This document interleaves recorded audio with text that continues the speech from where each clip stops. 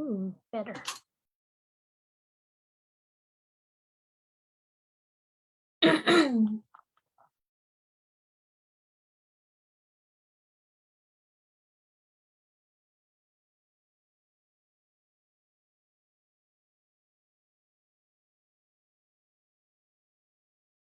Good afternoon. How's everybody doing today?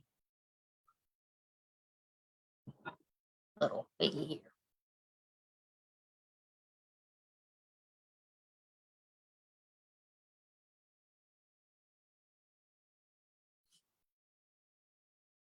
Whee!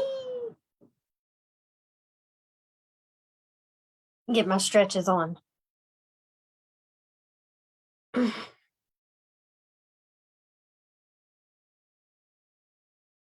Thank you, Debbie. Hello. Good afternoon, everyone. Yeah, it's a beautiful day here too. It's we've had a few days of really bad rain, and it's in this early 70s. I mean low 70s here, so it's been nice. Sun is out and it's pretty.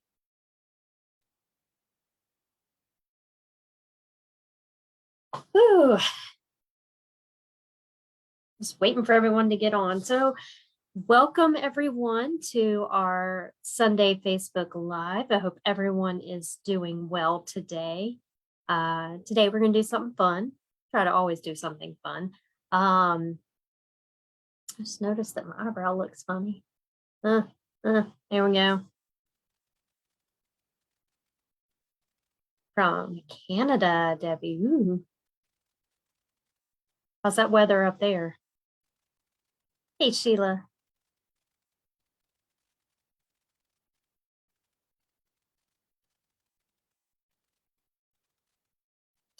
Yeah, Norma, I hope so too. It's yeah. Oh, is today the first day of spring? I had no idea.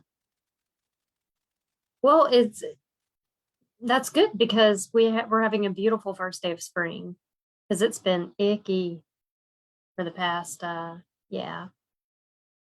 Gosh, I don't know. It felt like it rained all week. I know it didn't, but it just felt like it was raining all week and we had bad thunderstorms and supposedly, like flooding and all that, but not anything like you've seen on, TV, that type of flooding. Luckily where we live, although we live on a lake, our lake likes to drain a lot. So our lake is like, yay, thanks for the water, and then it'll go away. It's really weird. I believe our lake is called Lake Jackson, is has a lot of sinkholes in it. So it does this weird thing where every 10 to 20 years it'll drain almost completely dry and you can literally drive across it, but which we've done before, but yeah. It's weird. It's beautiful, absolutely beautiful though where I live. I'm a lucky girl. Okay, well, it looks like everyone's signing on. So again, welcome everyone. Here we go to our Sunday night live here at the Beehive. I hope everyone's doing great today. We are going to do some fun stuff today. We're going to play with IQ Designer, which, yeah, we always do because I love it. I mean, I'm obsessed with it. I can't help it. So if you're new to the group, welcome. And here in this group, what we do is we like to learn and have fun and share. And so everything I do is based off of the Baby Lock machines that have this special program in it called IQ Designer. Now, generally, I'd like to say that you can most likely build this stuff in embroidery software and have a lot of fun, especially Palette 11 software, because it has all the fills and all the great things you need to do this exact same process. But if you have a Baby Lock with IQ Designer or a brother machine with it's called My Design Center, you can do this straight off of your machine. And that's a lot of fun. And those machines are their Baby Lock are the Destiny 2, the Altair and the Meridian and the Solaris 1 and Solaris 2.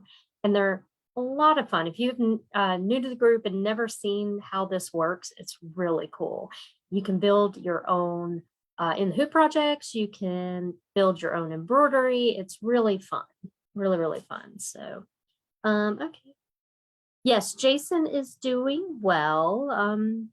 He's hanging in there. We are on, this week will be our 4th week of chemo radiation. And by the end of the week, he's a little tired. I mean, to be expected. But he's doing good. He's hanging in there, taking it like a champ, and not a whole lot of complaining. Well, I shouldn't call it complaining, meaning that, you know, he's tough. I think I'm the one that's more about it. So I get very, very protective. And I think I drive him crazy. It's my job as a wife. He hired me in the wife position. That's my job. Thank you guys so much. Thank you, thank you, thank you. So yeah, we have another MRI in a couple weeks. So that's exciting to see how things have changed. And so yeah, I'm excited for that. I love that. I think it's really interesting. The medical side of it's really fun to me. I mean, it's not fun he's going through it, but it's fun to learn about it. You drive everyone crazy. Thanks, Diane. That's why my parents had me, to drive everyone crazy in a good way. All right. So, well, let me see. Do I have any housekeeping? Oh, on St. Patrick's Day, I just decided to say, hey, if you've made anything with St. Patrick's stuff on it, I don't care what it was, go ahead and post your pictures for, and we'll do a little giveaway. And you all did that. That was great. So what I'm going to do is, I just haven't done it yet, is get everyone's name down, do a drawing, and I will, I'm not going to do a live drawing. I'll just do a drawing and post the winners. And what I have, I'm going to do 2 for this small little giveaway that we're doing. One person will get a little fat quarter bundle with this cute little fabric, the sewing fabric. Look how precious this is. This is from work, and we have an amazing lady who works with us, and her name is Nancy, and she puts together all these cute little fat quarter bundles, and she gets the right colors and everything. I mean, it's adorable. But this is a little sewing one. And this one is me and my sister designs one, little collection. And these are always really popular because of the beautiful bright colors and a lot of fun. So you guys can make something special. So 2 of you will get one of these. So I thought this would be perfect, because who doesn't love that? Oh, I shouldn't do that if I'm going to send it to you, but who doesn't love fabric? There we go. You have to have fabric in your life. It's just part of it. All right. So, okay. Make sure there's no questions. Robin says, this is my first project on my machine. So excited to learn. Ooh, girl. It's fun. It's really fun. Now, yeah, Diane's one of my friends and fabulous customers. And yeah, you can come in, and I mean, our fat quarter bundles go so quickly because, like I said, Nancy does such a good job of putting colors together. It's so cute. So first time on your machine using IQ. Now I try to go as slow as possible. I do have directions. I've got to amend them a little bit. So I will post those up within this week. So you guys can, we're all fabric snobs. Yeah, girl. Totally fabric snobs. The directions will be up sometime this week. Now I did put a supply list up for you because I have learned from you all that you know, when I do something, it really does help to have a supply list, and I try to do it as much as possible. So, but what was so funny today that I didn't even think about it, like a lot of the things I teach at work, right? I teach up at the shop, and so funny. I have and you've all, or a lot of you have heard me say, like, my sinuses are terrible and I have terrible allergies. So at the bottom or of page 2, or right here at page 2, it says, for the comfort of others, please refrain from wearing any colognes or perfumes. That's me. For the comfort of me. I am highly allergic to perfumes and colognes, so I get really bad headaches. And so I put that in there, and someone called me out on it earlier. I thought it was hysterical. I was like, oh yeah, they're like, don't worry, girl, I won't be wearing my perfume today. And I'm like, oh my God, that's hysterical. Yeah, what that means is if you ever see that on anything of mine, that really means that I just took my work version and just shot it over. That was so funny to me. I was like, oh, good. Okay, so we've got our, okay, so Robin said she figured out how to send a bunny pic to machine. Yay! Yeah, I'm going to show y'all a different way today because I never show this way and it's so easy. But all you need is a USB stick, and you can put that image on your USB stick and bring it over to the machine. Super easy.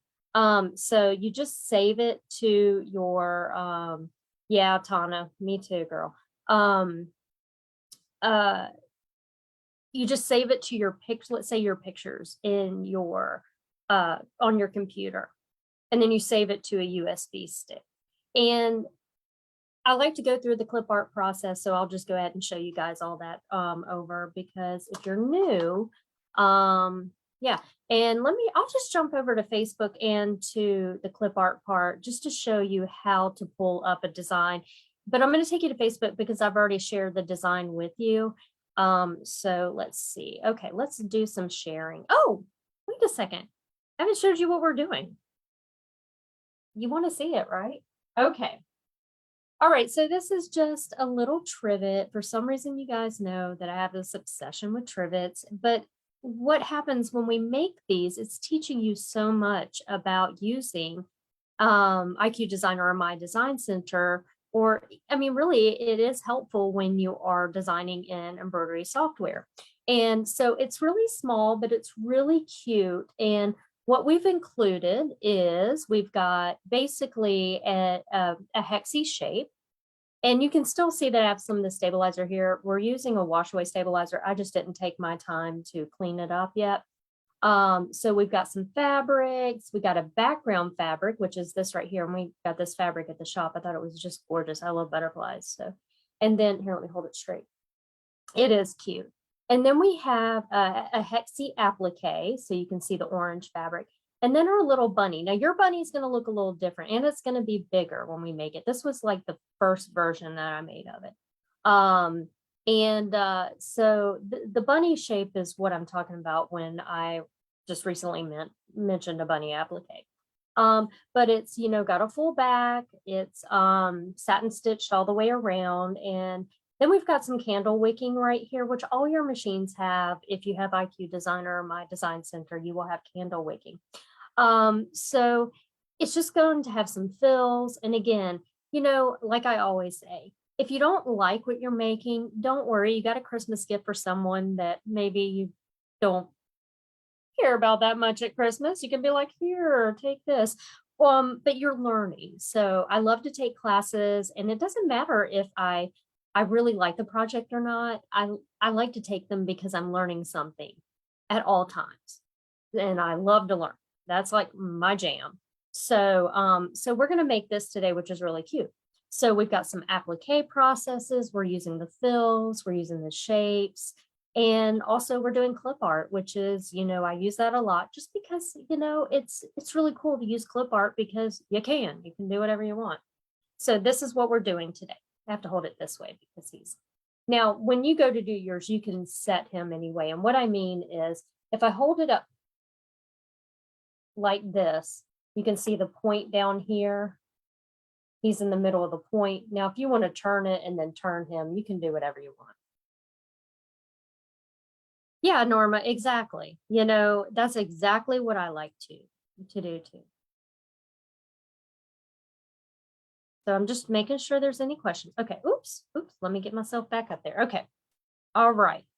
So let's start with the clip art purpose, and we're just doing it for the bunny. And again, I'm just going to go ahead and swing over to the interwebs. That was the wrong button. And let's see here. I got to find it.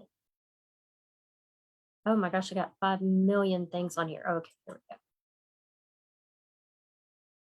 All right, so here's our Facebook, and I'm just going to go to my little top here. So I'm going to go to my Google, and I'm going to type in bunny clip art black and white. I like to do black and white because I'm not going to make it solid. I just want an outline. So there we go. And I like to go to the images up here at the top. And then I can scroll through and find the one that I like the most. And generally, I'm just looking for, I don't know if you can see me hovering over this little guy right here.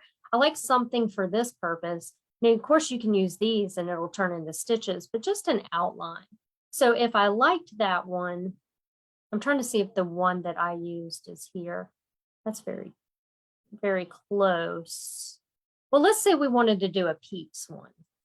So normally what I do is I'll click on it and it'll come up in a tab off to the right. And I just right click and save image as. And then it's asked me, mine always pops up in my pictures.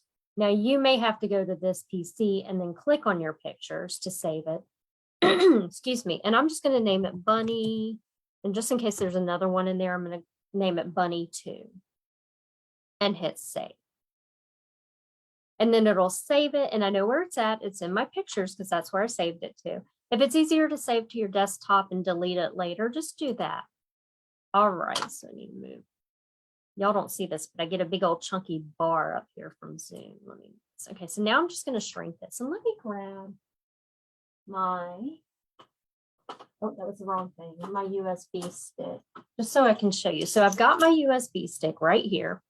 And I'm going to place it into my USB holder or whatever in my machine or in my computer, excuse me. And I'm going to tell everything no here.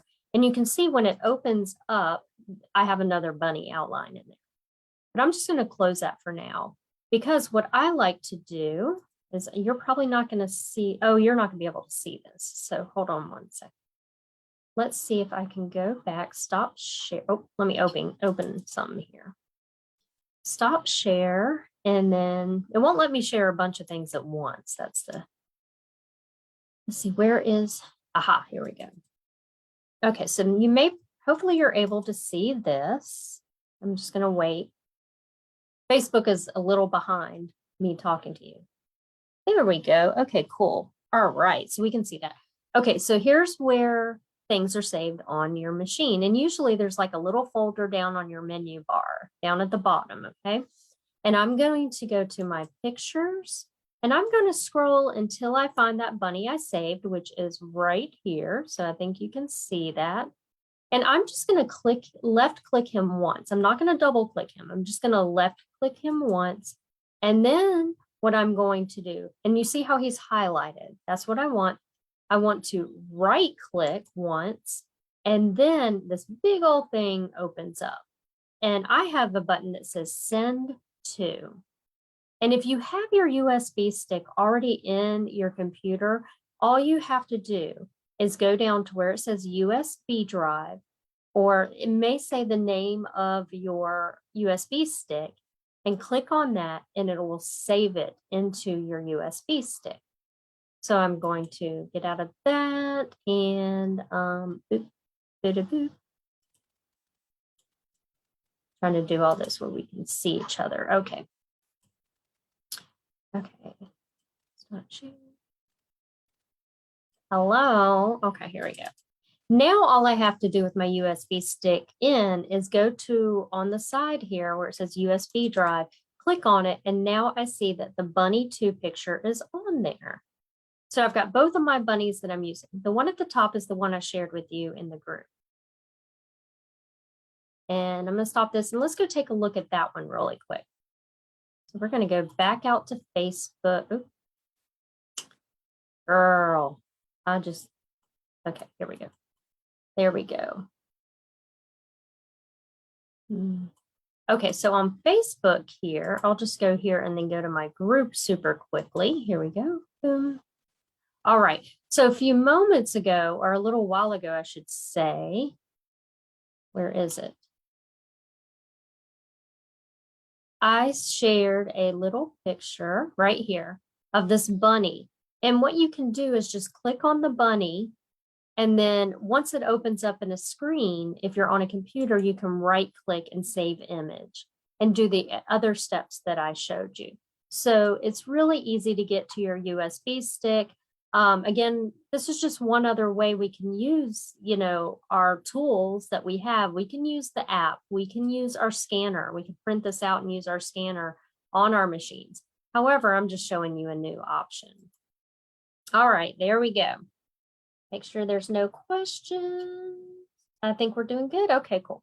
So now that I have that saved to my USB stick, we're pretending I safely removed that. I'm just going to take this and put it into my machine.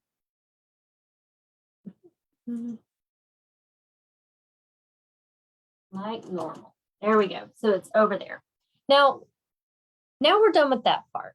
That was easy. We're done. So let's talk about what was on the supply list and what you need for this. So you're going to need a background fabric. And on our sample here, I'm considering the butterflies the background fabric. And I have these cute little bunnies right here. And it's a 10 by 10 piece, okay? So 10 by 10, super easy. This one is not 10 by 10. I didn't cut it right, but it's okay. It's gonna work. It's gonna work fine. So I've got these cute little bunnies. And then I fused a piece of fusible fleece to the back, because y'all know I love using something on the back of my fabric that makes it puffy. So it could be batting, or you could use like a fusible fleece. And I just have so much of it from my time at Embellish that I use the heck out of it. I love it. So it's already fused to the back of my background piece. Now I need a backing piece, which means it'll go on the back. And I just chose the same fabric. So here we go. This fabric we have at the shop is so stinking. Then what I need is I need a hexagon piece, or a piece for my hexagon and a piece for my bunny, which I have right here. This is so cute, guys. Look how cute this is. So this will be my hexagon and this will be my bunny.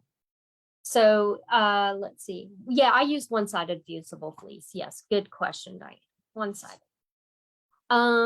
And our applique piece for the inner hexagon is going to be 6.5 by 6.5. And then our piece of applique bunny is 5.5 by 5.5. You can tell that is a rectangle, not a square. Don't worry about it. As long as it's big enough, it's going to work. And then I fused it, I fused a fusible webbing to the back of each piece, just because I'm obsessed with using it. It helps hold the applique in place forever. If it gets washed, it doesn't get all crumply. And today, again, I just grabbed the Hot Fix adhesive today that I got at Mike's store, Mike John's store, and I really like it. It's really thin, really nice.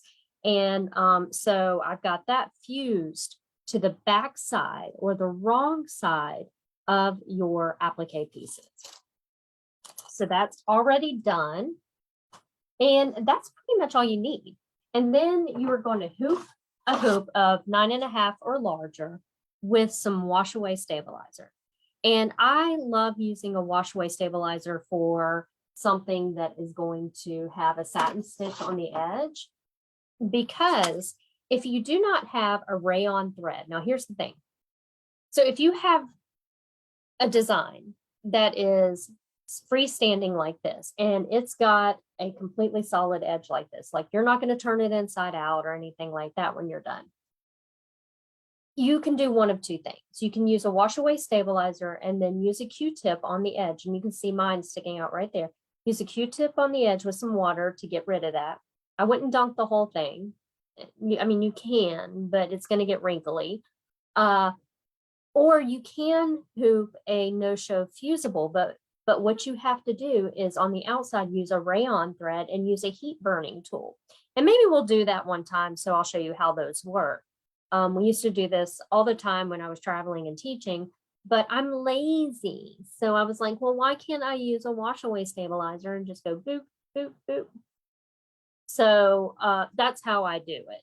Again, it's up to you, and I never use tear away. And let me tell you why I don't use tear away. It's because when you go to tear this away along the edges, number one, you're still going to have little pieces of tear away. But number two, it pulls on the stitching when you're tearing it away from the edges. So you might get some loopy loops, and it just doesn't look that good to me. So it's really up to you. You do you know, and you can use whatever you want, but this is what I'm suggesting. Okay, perfect. So we've got that, got my pieces, and I've got my hoop. But we have to design everything first. Yay. Here comes the fun part. So y'all ready? Here we go. I'm going to get everyone situated here to make sure I can see my questions. And here we go. So of course, ask questions as we're going along. I am ready to go.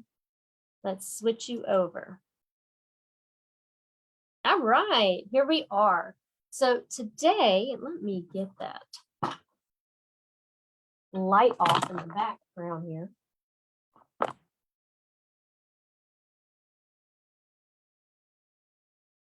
So there's no glare. There we go. That's much better. All right.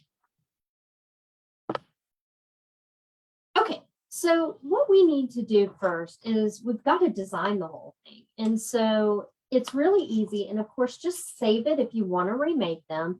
And we've already got our USB stick ready with our little bunny. And we're just going to wait to use that. But it's in and she's ready to go. Let's see. All right. I've got my notes here. Mostly just for size and stuff. Okay, here we go. All right, so the first thing that we want to do is we want to start building the base for the bunny or the bunny trivet. So we're going to start with our hexagon and just get that all ready to go. So the first thing that we're going to do is we're going to go to IQ Designer. And again, if you're on Brother, you're just going to go to your My Design Center icon. And I am in the home page. So I'm going to click on that. And regardless of what machine you have, it's all going to look similar. You know, some icons may be in some different places, but all in a whole, everything that we're going to use the most of is going to be on your right-hand side. We're going to use the line properties, which is this top grouping of 4 icons. And we're going to use the fill properties as well, which is this the second grouping of 4 icons. All right, so let's go grab our hexie. And again, this is going to be the base for our little guy. And we're going to go first to, hey, Melinda, welcome. Melinda, please put your group name in the group notes for us so I can make sure that people who have not found you find you. Okay, so the first thing that we're going to do is go grab our hexie. And we're going to start by going to this little icon right here, which is a circle and square. So let's tap on that. And it's going to be on the first page of your shapes icon or page. You have multiple different ones. You have what we call the basic shapes. There's a little tab here for some more fun ones. And then there is some open ones. And this guy right here, we're not using today, but this would be when you create an outline. So we're going to go to our basic shapes. And as you can see on the top row over, all the way to the right side is our hexie. So let's go ahead and tap on him and then say, okay. Now we have a hexagon up on our screen and there is a red box. Whenever you see a red box, what that means is the item is selected. So that item is selected. So don't let it scare you. It's fine. So the next thing we want to do is we want to change the size. We're going to make this one, a pretty good size, 8-ish inches. So making sure that we don't click on the screen because that takes your red box away. You want to select the word size. And then we're going to use the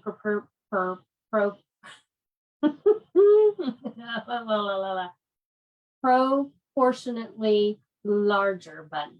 And so that is the square with all your arrows going outside of it. So you have 4 arrows going outside. And if you're new to this, using a wired mouse really helps. So get you, and again, mine is just an Amazon basic, $7, $8, perfectly normal, basic mouse. Okay, so I'm going to click on that and I'm going to press and hold until it gets to about 8.25. And the bottom number will be around 7.15.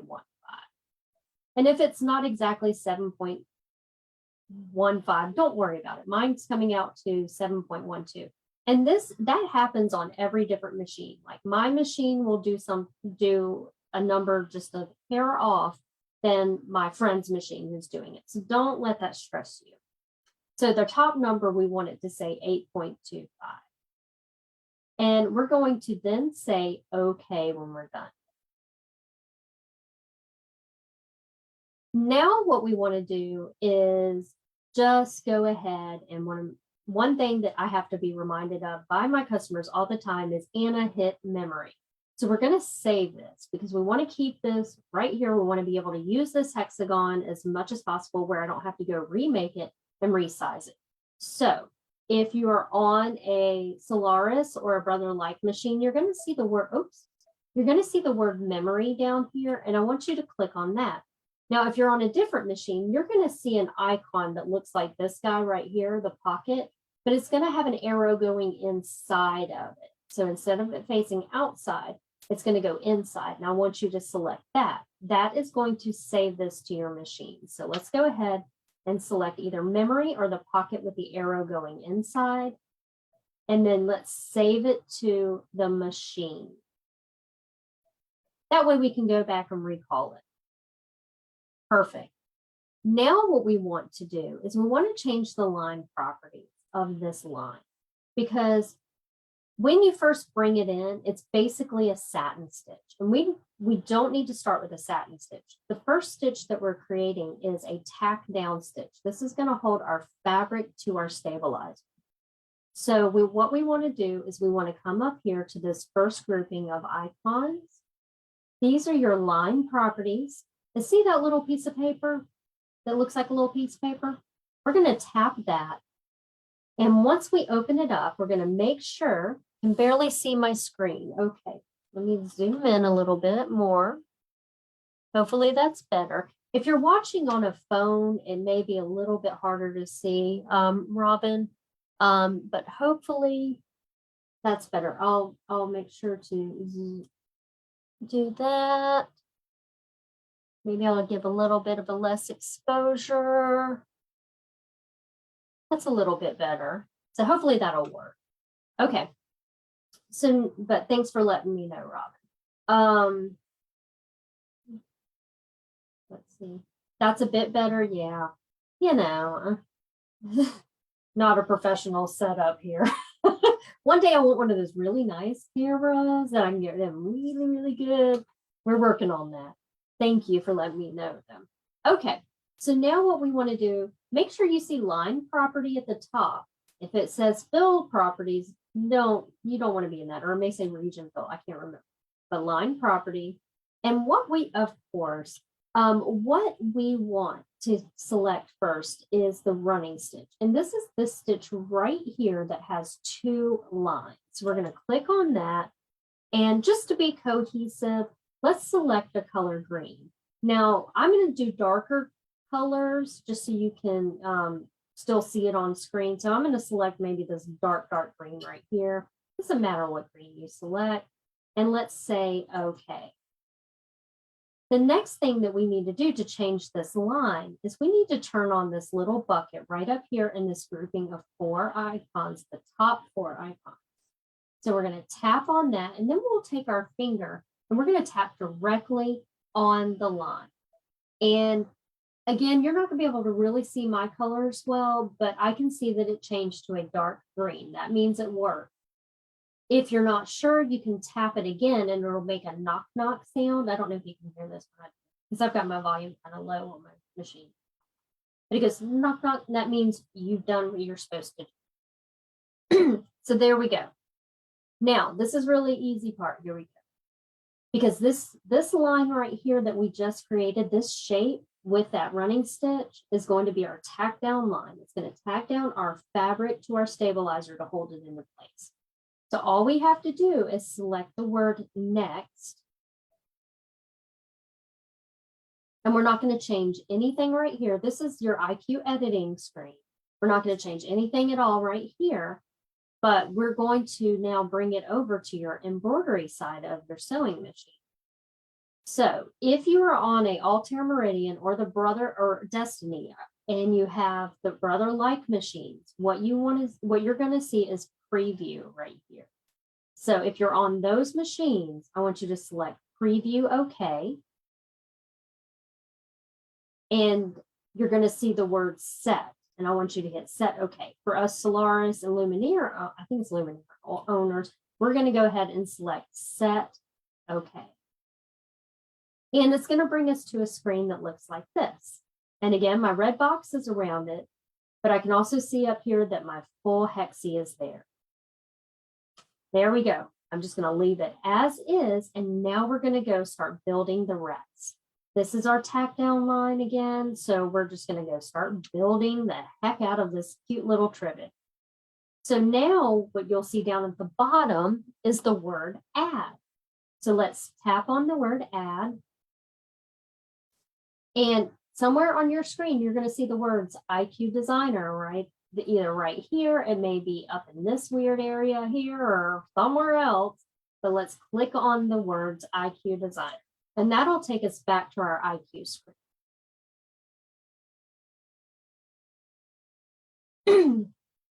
Now that we're there, what we want to do is bring that shape that we saved back up again. Remember, we saved it to the perfect size, so that's the one we're going to use. And to do that, you're going to look for a pocket with an arrow going to the outside. Now, if for some reason you lost it, meaning maybe you didn't save it, it's okay. Don't worry about it. You can just go back to shapes and go back to a, let me just show you real quick. You could go back to shapes, grab your hexie and change it to the top number to 8.25 and then save it that way. But we're going to recall the one that we made. So let's click our pocket with our arrow going out. And it'll always be, now you're going to see a bunch of them on mine because I've made this before. So you'll see them down here. But see right here? It's always going to be in this top left-hand corner, the last thing that you say. So let's go ahead and hit that one and then OK. And there it is again. But now what we're going to do is we're going to create, and I hope you can see this. I tend to do things in colors that match. That's not the greatest. Let me just expose or bring the light up a little bit. But what we want to do is add a fill just around this little outside area here. But we have to go through a couple of steps to get that to just stitch out on these edges versus all over the background. We don't need it all over the background. That's a waste of thread because we're going to cover that up. So we just want to do it on these areas. Well, how do we do that? Okay, let me show you. We are going to create some boundary lines. So the first thing that we want to do is we want to copy this guy right here. So in order to do that, you're going to look for a key on your machine. Let me make sure. Dolores, don't worry about it, sweetie. You are here. So you're going to look for a key that has a square, and then it's going to have another square, but the square is going to be a dashed line. Whoa. I'm sorry, guys. I'm sorry. Oh, I'm sorry. There we go. Here we go. That was bright. Woo. Turn your light out. All right, there we go. Okay. Woo. Okay, thanks, guys. Okay, so we're going to look for, okay, so we want to duplicate this guy here.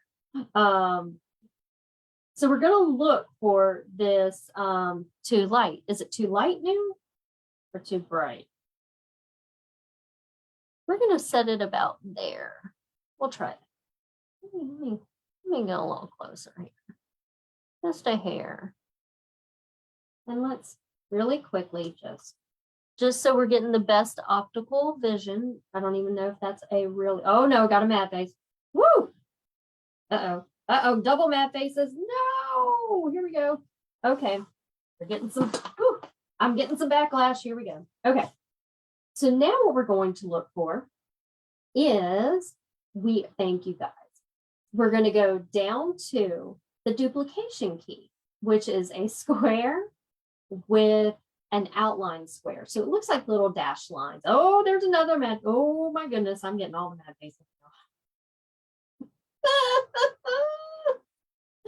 Oh no. Okay, so we're going to tap that. So when you're ready, just go ahead and tap that. And what you're going to notice is it'll create another. Stop this. It makes me laugh. I'm sorry, it makes me giggle. Okay, so you're going to notice that it creates another hexie. And the hexie kind of just veers off just a little bit. But what we want to do is, I don't want you to tap the screen at all. I want you to come to, believe it or not, your size key. So we're going to tap the size key. And the first thing that we're going to do is center that one. And it's going to sit on top of the original hexagon. So when I say center, you're going to see these move keys right here. And if you see the little dot, let's just tap that. Now it is sitting directly on top of the original one. What we want to do is shrink this top one down. And let me get my numbers. We are going to change it to about 5.75.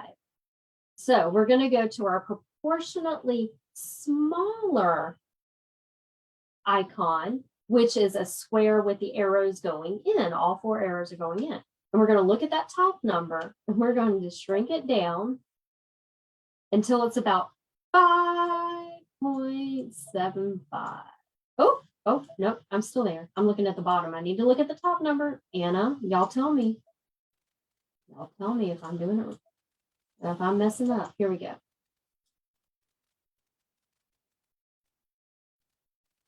Separate the cat and dog. I must have grabbed the iPad in the corner. Oh, Norma, don't worry about it. You know I'm always going to laugh at it. It doesn't hurt my feelings. But poor thing, having to separate your cat and your dog. I mean, that can be no fun. Okay. All right, here we go. Okay. So now I have, look, on your screen, you now have two hexes. And what we want to do, so I'm just going to push OK to get out of this now.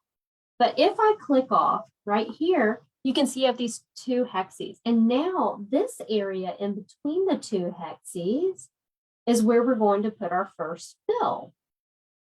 But I'm going to do something that really helps us in the sense that we do not want to double stitch these lines out. We've already got this line holding our fabric down. And we do not need to stitch this line out just yet. Or can we? Or should we? Should I change my directions? I think I should. So this is what we're going to do.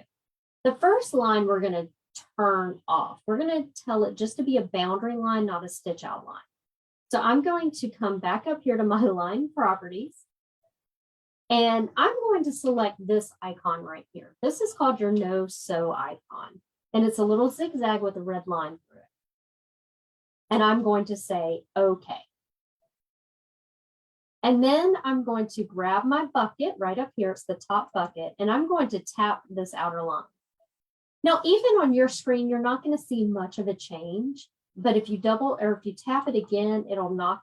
And what it does is it turns that off because it's just too much stitching. But the center one right here, I'm going to come back here to my line properties, and I'm going to select the running stitch, and I'm going to make sure my bucket is on, and I'm going to tap that one. Now, I should have done a color, but Now what we want to do is we want to put some fill stitches in here. Now, the reason why I'm leaving this middle line, or excuse me, the center hexie line, is because that'll be our placement line for our applique. How I had it before, we had to build that and do it twice. And I'm just sitting here thinking, you know what, that's too much work. Let's make it easier. But here's the fun part. Now we get to put our fills on this outside edge. So let's go to our fill properties. And if you haven't played with this yet, it's so much. Okay, now we're going to go to our second grouping of icons right here. We're going to click on this little piece of paper. And now we're in our fun icon, or our, excuse me, fun fills, and it'll say region property. In your head, I want you to think fill property. Because I'm not sure what region means, but fills sounds a whole lot better to me. So you have options. You have either your stipple stitch right here, or if you click on the ones with the little bubbles, you are going to have a bunch of fill stitches that you can play with. So if I go to select, now I am on the Solaris too, so I do have quite a few, but you still have a ton no matter what machine you're using. So you can zoom through here and find the one you want. I really enjoyed the stippling around the edges of mine, so I'm actually going to hit OK and go and click my stipple. Again, you choose whatever you like. This is your baby. So again, I'm just going to choose my stipple and I'm going to select the color. I'm just going by the notes so we can keep this kind of all the same here. Oh, I didn't select the color. Okay, I'll just do pink and say okay. Now in order, and what you can barely see on my screen right there is you can see the outside edge and the inside one. The outside one got lighter because we told it we don't want it to stitch out. We just want it to be a boundary line. So what you want to do in your fill properties is select the bucket, and then you can take your finger, your stylus, your mouse, and you can just tap inside of those two lines. Ta-da! There we go. Beautiful. Oh, one thing that I'm going to do here is actually, I'm going to save, I probably should have saved this before I put the fill in. So if you want to, this is probably best practice right here. We're going to use the back arrow. And now it's just going to bring us to our two lines again. And let's save that and to our memory because we need this again. But now I can take and use my bucket and tap in between the two lines. Now, if you weren't sure how I did that a moment ago, you have some return buttons or back up and forward buttons. You're going to just hit that. And what it'll do is it'll take away where you tap, and then you can select your memory or your pocket with the arrow going inside. Sorry to confuse you there, but we really want those lines. We want to save them so we don't have to build them again. That gets annoying. Okay, so if you're happy with your fill, you're going to see it just like this. You're going to select on the word next. And this is where you can edit it. Yours will look a little different from mine. If you didn't choose the stipple, you'll see your design and you'll see some buttons over here and you'll see 100%. If you have the stipple on, it's going to look like this. But if you're using one of the fun fancy fills, you are then going to change the size by using the 100% box that's right here. However, if you are on an Altair Meridian or a Destiny, you really can't see in real time what it's going to look like. Like, I'm not going to change this at all. It looks perfect to me. But if I was on an Altair Meridian, what you can do to see it in real time is you're going to select the word preview OK, but don't hit set OK. You hit preview OK, it'll show what it looks like mine does. And if you want to change anything, then you're going to hit the return button. When you're done changing everything and getting it pretty and where you want it, Then if you're on an Altair Meridian or a Destiny, you can hit preview OK, set OK.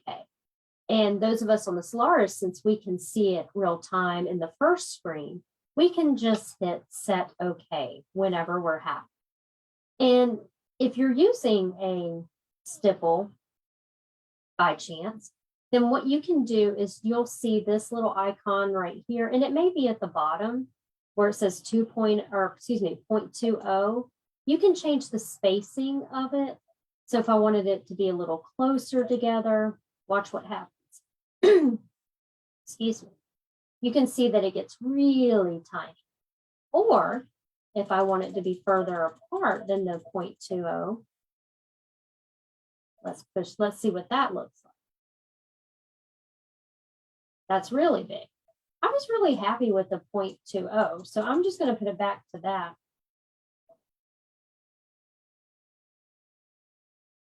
Beautiful. I'm super happy with that. So now what you have is you have your decorative stitch on the outside, your fill stitch, and then we have our placement line for our applique. So let's go ahead and hit set. Okay, and again, if you're an Altair Meridian or a Destiny, you're going to hit preview OK and set OK. And you'll see it drops right in. So we've got our first stitch, which was our tack down of our fabric to our stabilizer. Then we have our pretty little decorative stitch that goes on the border fabric in between the smaller hexagon and the bigger hexagon. All right, here we go. Let's start building our applique for our little hexagon. Now we have a placement line. Remember, when we have an applique, we have three things.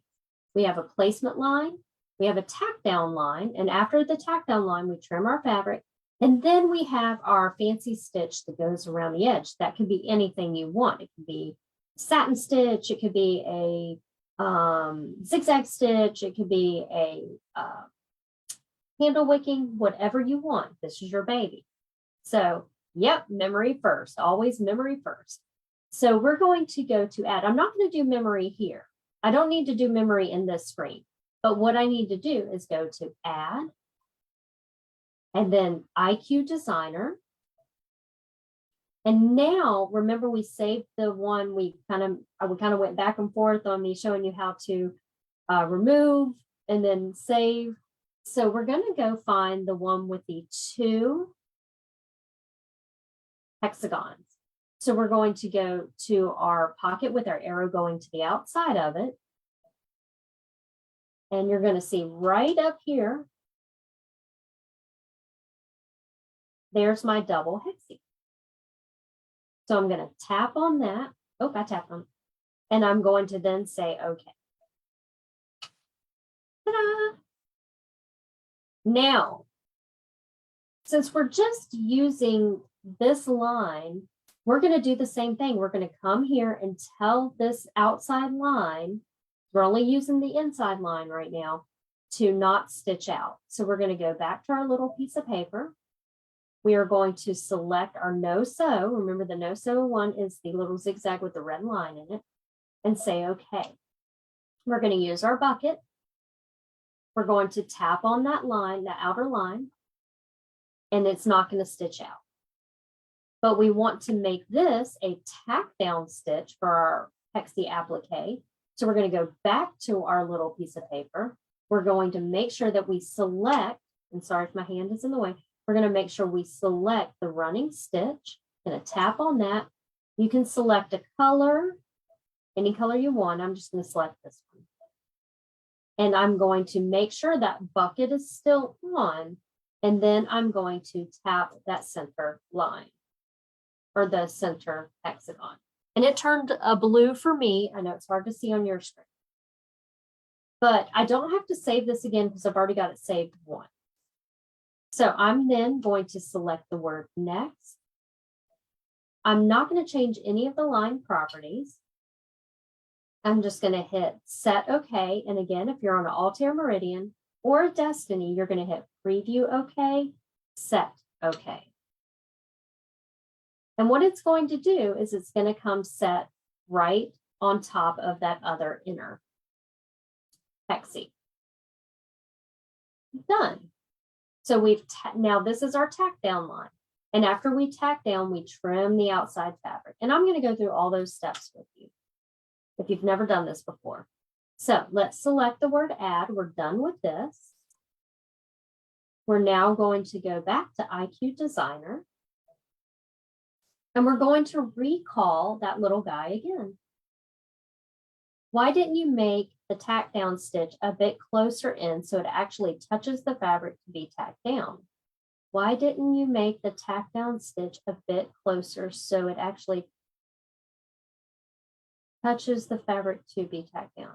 I don't know if I understand that. The tack down will tack down the fabric because we've got a big old honking piece of fabric.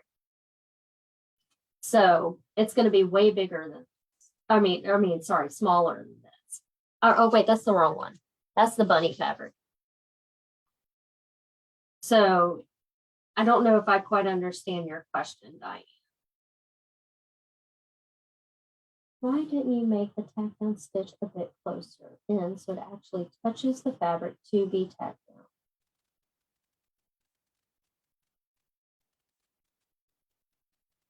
I'm just trying to figure that out. Okay, I was thinking about having the fabric cut to the right size. Oh, Diane. Okay, yeah. If you already, like, let's say you wanted to have, that's a good question. Okay, because if let's say you were using a digital cutter to already cut out your shape to the exact size, you do want to bring that stitch in smaller, or that hexie. You want to make that hexie smaller.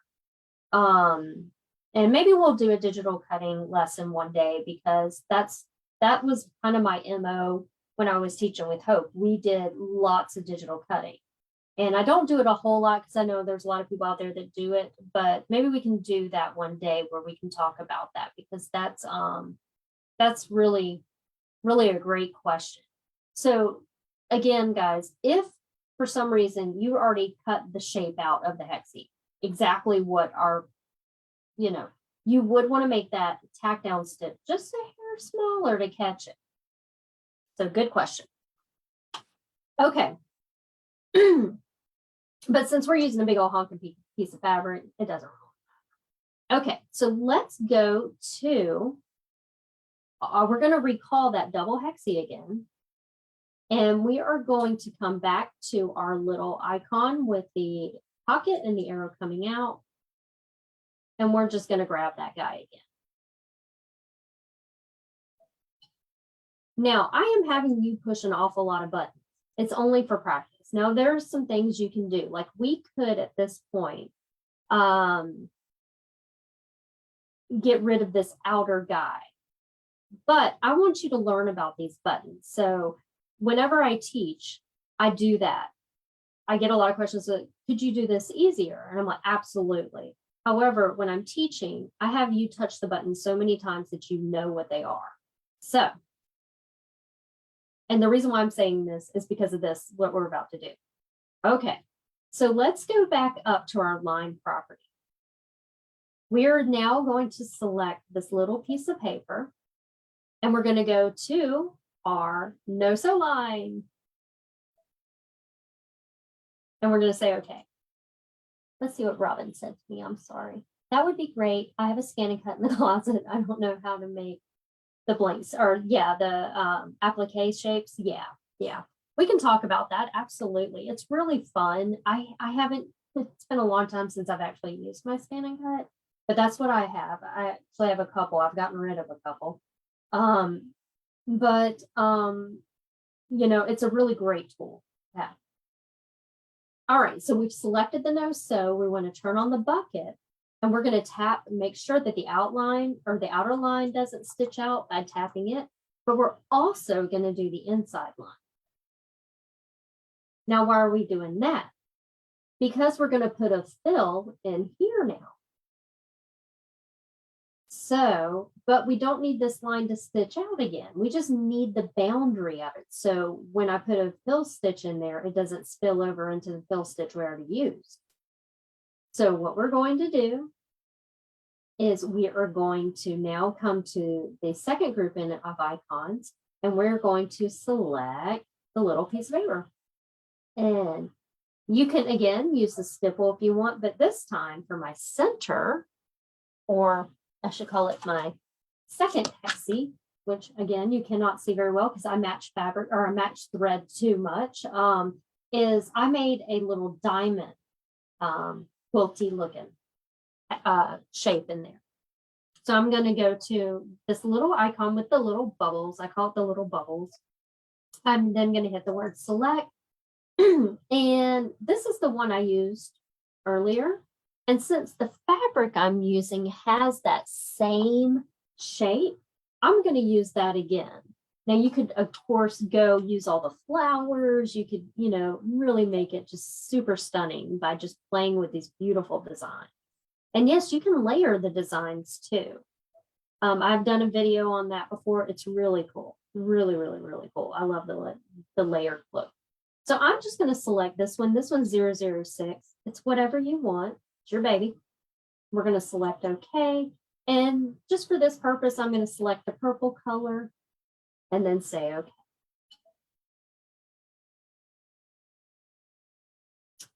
Now your background hexies are going to get a little lighter. That's okay. Nothing's wrong.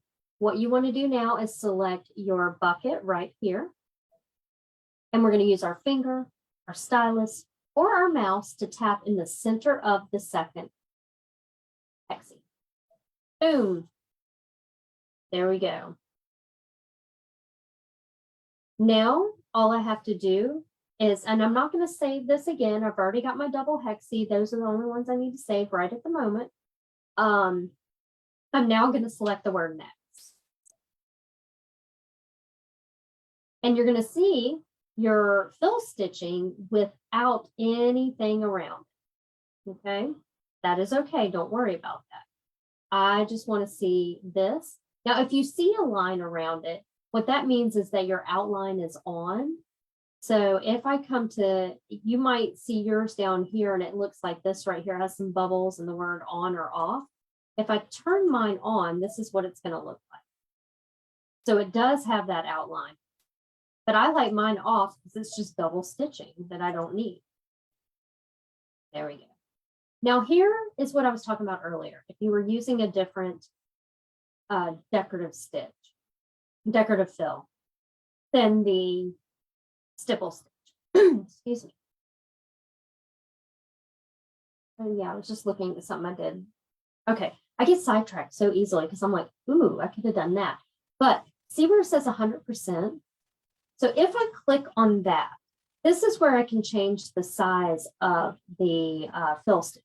So if I wanted them to be a little bit more spread out, and remember, I'm on the Solaris too, so it'll show me in real time what my design is going to look like.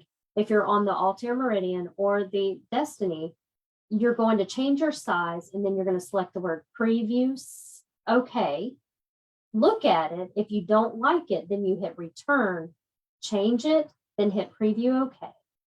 But I'm just going to leave mine about like this. I'm happy with that. It's no big deal. 115 was perfect for me. These other keys are great because you can go in and change the direction of them. You can morph them to make look a little different. You can do a lot of great things. But I'm just going to go ahead and hit set OK. Again, if you're on the Altair Meridian, you want to hit preview OK, set OK. And watch where it drops. Boom, where I want it to. Now we've got our first tack down. We've got our first tack down of the fabric to the stabilizer. We next have our decorative fill and our placement line for our applique fabric for the applique hexie. We have our tack down, which we will trim the outside of the applique fabric when we're done. And then we have the inner fill. So now what we need to do is make, oh, where'd you go? Here you are. We have to put a decorative stitch, a satin stitch or something like that. I'm not going to change the light because I forget to change it back. But I have a little satin stitch right here on the edge. We need to put that on next to close up those edges. So again, we're going to select Add, IQ Designer, and we're then going to go recall that shape again. So we're going to come up, or it may be down here, to your icon with the pocket with the arrow going outside of it.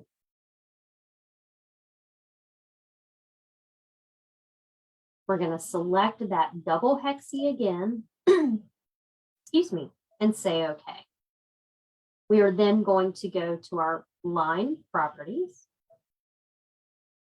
We are going to select no sew again because we don't want the outer line to sew out. We're going to select bucket and we're going to tap that line. But this line, we want to change to a satin stitch. So we're going to go back into our line properties. We're going to make sure that this little zigzag right here is selected. And you can select a color at this point and say, okay, let me do a dark color so you can still see it on the screen. And I'm going to make sure my bucket is on. And I'm going to tap right here and make sure that this is the only one that I tap. Now, when I go to next, it's going to, again, you may not be able to see this if you're on the Altair Meridian unless you look at preview, okay. But you can see I have a satin stitch. But here's the thing with appliques. We want to make sure that our satin stitch is wide enough to cover the edge. If not, you get little pokies. So I like to move this up some to about, I'm going to move it. I don't run it really thick. What did I put in here in my direction? In my notes here. Let me just double check that real quick. I don't remember the exact size. Okay, I had it to about 0.100. I'm going to do it a little larger actually. So I'm going to do about 0.14 and I'm going to say okay. And see, and that's a nice chunky one. I like it, but I don't think I want it that. I'm going to go down one. Actually. I think I want it a little bit smaller. There we go. The other thing I want to do is play with the density. And that's just going to, I don't know if you can see on my, let me zoom in. Oh, that was too far. Okay, can you see how it looks a little sparse? So if I change the density by clicking it and go into 110, watch what happens. It gets a little bit thicker. And so I'm going to leave it at 110. Actually, you can only go up 10%, but you can see how much darker that got anyway. So if I'm happy with that, all I'm going to do now is if I'm on an Altair Meridian or a Destiny or the Brother Like machines, you are then, excuse me, you are then going to select preview OK, set OK. If you're on the Solaris or the Brother Like, you're going to hit set OK. There we go. Look how cute. It's coming out adorable. But wait, we need to add our bunny, right? We are almost there, guys. So let's go add our bunny. We are now going to go to Add, IQ Designer. All right, so this is where it can get a little hairy. No pun intended about the rabbit. But since I saved it to my USB stick, I'm going to find it in my USB stick. If you sent it over via wirelessly, I'll show you how to find it there. If you scanned it, let's start with that one. But the main thing that you're going to choose is the icon with the leaf, with the arrow going out, or you may see the words line. Let me see, what does it say? Okay, there we go. You may see the words line design up at the top here. I want you to click that, or if you have one that has a little leaf, click your leaf and select line design.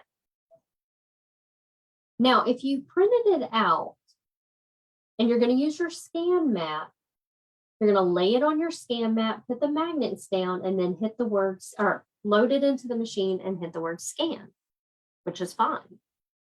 If you sent it over wirelessly, you're going to select the wireless or the wire button. And let me see, I don't know. I'm going to see if I have a bunny on here. I might have brought the one of the bunnies over this way. Maybe not. Nope. Goodness. There's one of the bunnies. So then I would just select him, or I would find the bunny and hit set. But if you did it off of a USB, like what I showed you earlier, You're going to select the USB. And remember, I named it Bunny 2, or also had the one that says Bunny outline. The Bunny 2 is the one that looks like a peep. Should I do it? No, let's just do the same one y'all are. So I'm going to click on that. There she is. I'm going to hit set. I'm going to leave the size just as it is, or if you had anything like you saved one and it's got extra words on it or something like that, you can crop those words out. Okay, so we're just going to say okay, and it's going to turn it into a line design. There's my bunny.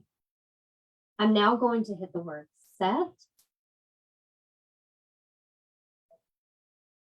And there's my bunny. Ta-da! Now this bunny is going to sit center, right? And we know that our center hexagon's about 5.75. Well, let's see how big this bunny is just by going size.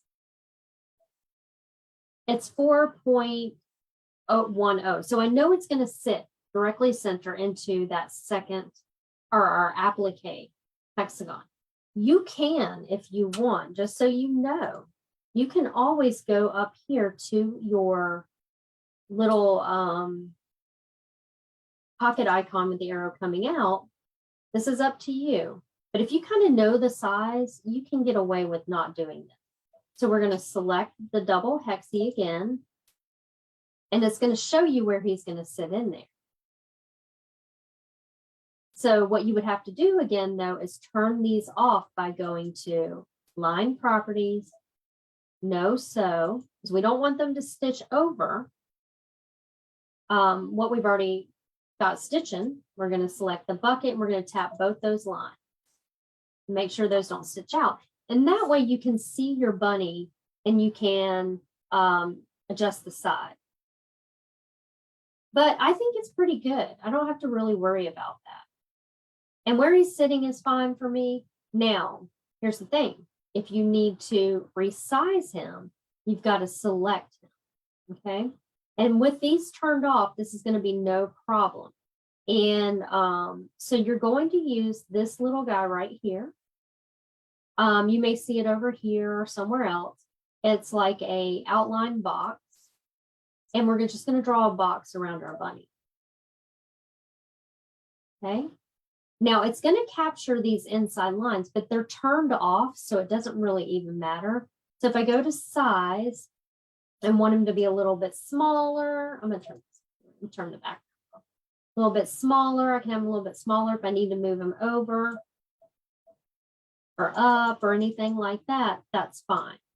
I'm just going to reset him the way he was. I'm actually going to go all the way back to where, and I'm just using my back buttons to where he has no lines around, because I really don't need it.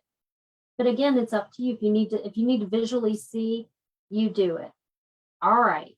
So here we go. I'm happy with his size, but what I need to do is make sure, because we're creating an applique. Remember, we have 3 parts to an applique: placement line, tack down line, and finishing stitch. So my first line that I need to tell him to be is, oops, I'm sorry, I jumped ahead, is going to be a running stitch, because he's going to be my placement line for my fabric. So I need to go to my line properties, my running stitch. You can select any color you like. I'm just going to do a dark one. I'm going to say okay and make sure I turn on my bucket. And I'm going to tap it. Now what I want to do is save him to memory. So I'm going to click memory and save him to my machine. All right, my placement stitch is ready. So I'm just going to select next. I'm not going to do any changes. I'm good. So again, if you're on the Altair Meridian or the Destiny or the Brother Like machines, what we want to do is hit preview OK, set OK. And for the Polaris owners, we're just going to hit set. And now we can see him sitting inside of there. Now he won't have any, you won't see any of these stitches here because we're going to lay a big old honking piece of fabric over it. Okay. So now what we want to do is we want to select, this is going to be really easy. We're going to do this a little bit different. Let's do this. Let's zoom in. We're in our embroidery edit screen right now. We're going to use some new tools here. And we've done this before, but I don't do it a lot. No, but what I want you to make sure of is that there's a red box around your bunny. So we've made the placement line. We have to make a tack down line. A placement line and a tack down line is the same stitch, right? It's just a running stitch. So if we go inside of our embroidery screen, this is one way. You could go all the way back to IQ Designer and bring in the bunny again and bring it all the way back over. Or you can come here with your bunny selected and select the word edit. And do you see the duplicate keys that we used over in IQ Designer? They're right here. So let's tap those. And it's going to do the same thing. It's going to bring a second bunny off to the side. So we need to move him on top of the other bunny. And in order to do that, because we're creating an applique, we're going to select move. And let's select this little center button and see what happens. He's basically right on top. Now he's a little bit off, so I can use, because I can see really, let me see if I can zoom in for you guys so you can see. Let's go to 400. I don't know if you can see that double line. What I need to do is just nudge him in the right direction. So I can use these little move keys to kind of go up and over. No, that was about right. I just needed to go one up, and now he's perfectly on top of himself. And I'm going to zoom out, and there we go. And let me show you here, over here on my stitch out screen, that I have one bunny and then a second bunny for my applique. Now all we have to do is create our pretty finishing stitch around our bunny. Now on mine, I know this is a dark picture, but I used a candle wicking stitch. And it's really pretty. So let's do that. Now we can't do that in this screen, but we can do it over in IQ Designer. So I just got tangled. 1 second. There we go. All right, so let's go to IQ Designer. Y'all ready? Here we go. Select Add, IQ Designer. We are then going to go to our recall button, which is our little pocket with the arrow going outside of it.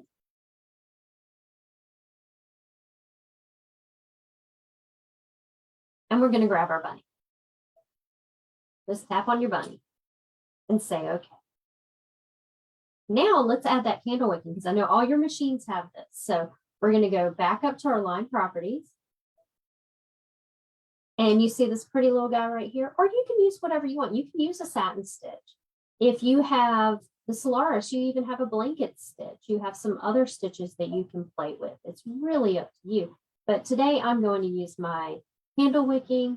I'll choose a color so I can see it really well and say okay. Now I have to turn the line that's there. I'm going to just zoom in so you guys can see it really good. I'm going to turn this line into a candle wicking line. So all I have to do is come back up here to my bucket and tap my bunny. And he'll turn the color I told him to turn. So I'll be able to see on my screen, on the next screen, what he looks like. And again, if you're on an Altair Meridian, you'll have to select preview okay to see what it's going to look like. But here, let me zoom in. Let's take a look at him. Actually, that looks awesome. You can change the size and the spacing of your candle wick. So if I wanted my candle wicking to be a little bit smaller, I would just go to size and play with the numbers there. That's actually cute. I think I'll leave it at that. And boom, that'll be my finishings. So when you're happy, and again, you can play with the spacing of them too. So when you're happy, all you have to do is hit set okay if you're on the Solaris, or if you're on your Altair Meridian or Destiny, preview okay, set okay. there's my bunny. Remember, there's going to be a big piece of fabric right there, so I don't have to worry about it. All right, 2 more steps and we're done. So we have to add our backing on somehow. And this goes on underneath the hoop. So on the wrong side of the hoop, we're going to put our backing on. So really all we have to do is go to Add, IQ Designer. We're going to go to our recall key right here.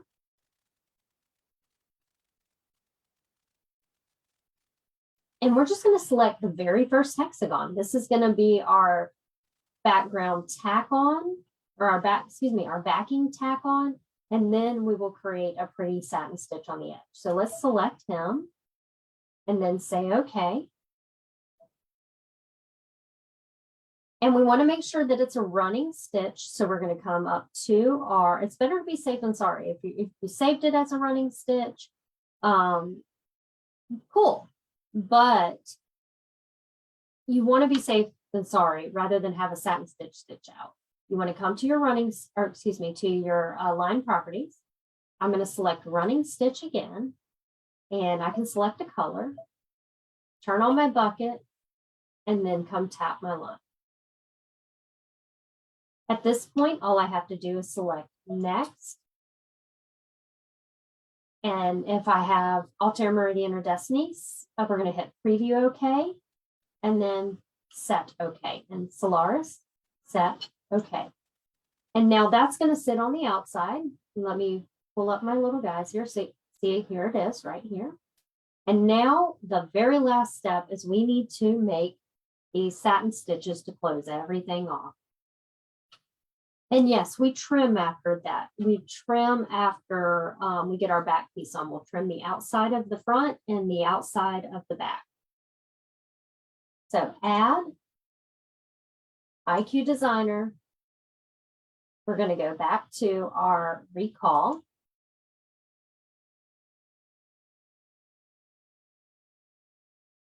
And we're going to grab the first one that we designed. Say okay.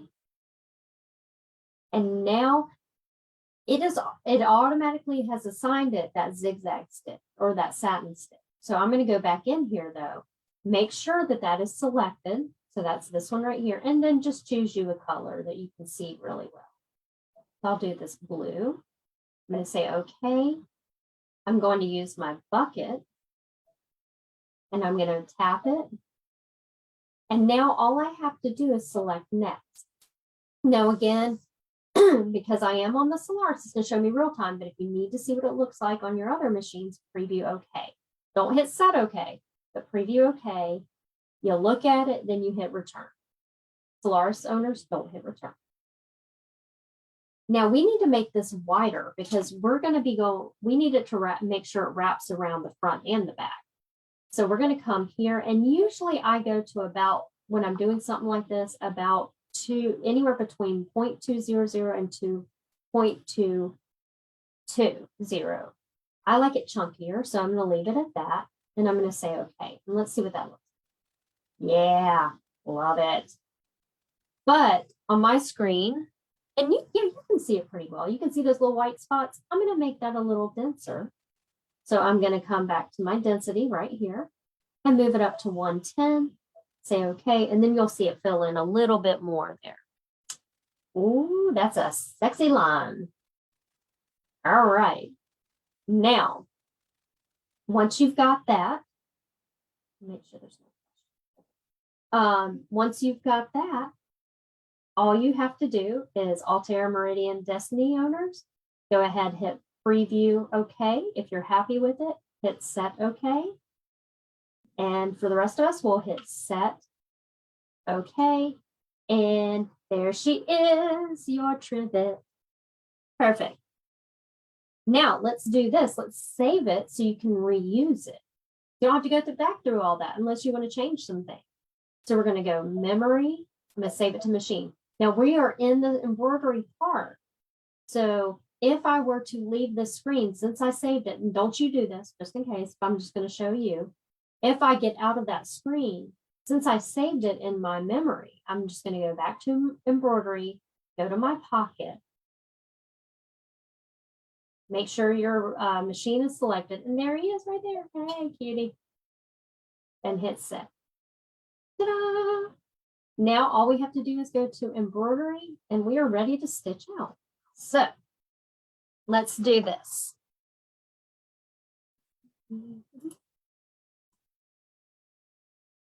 Hi, it's me again.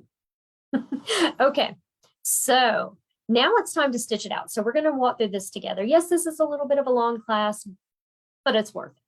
Totally worth it because you get to make the cutest little bunny trivet ever. Okay, so now we're going to stitch this all out. I've got my threads ready, and I just chose threads that actually, get that out of the way, match as close as possible to the fabric I'm using, which, let's see, they fell on the floor. That's why I can't find them. Match these colors.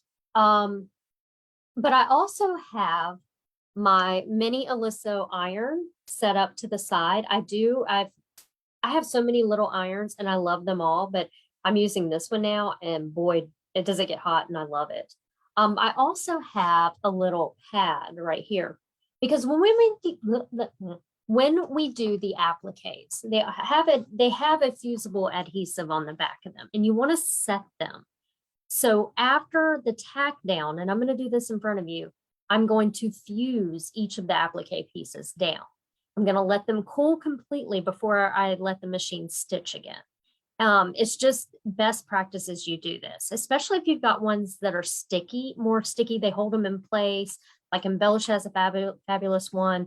Their Steam-A-Seam, those are sticky at first until they're fused. So you want to make sure you fuse them after you trim for the tack down stitch so it doesn't gum up your needle. The other thing is Baby Lock makes one too that's just like that and it's fabulous. This one doesn't have a sticky to it, but we still want to make sure it's fused. You still have to go through the motions. Okay, so I've got those two ready. And let's see if there's any questions so far. I just want to make sure that I am not missing anything. Okay, all right, so let's go. There we go. All right.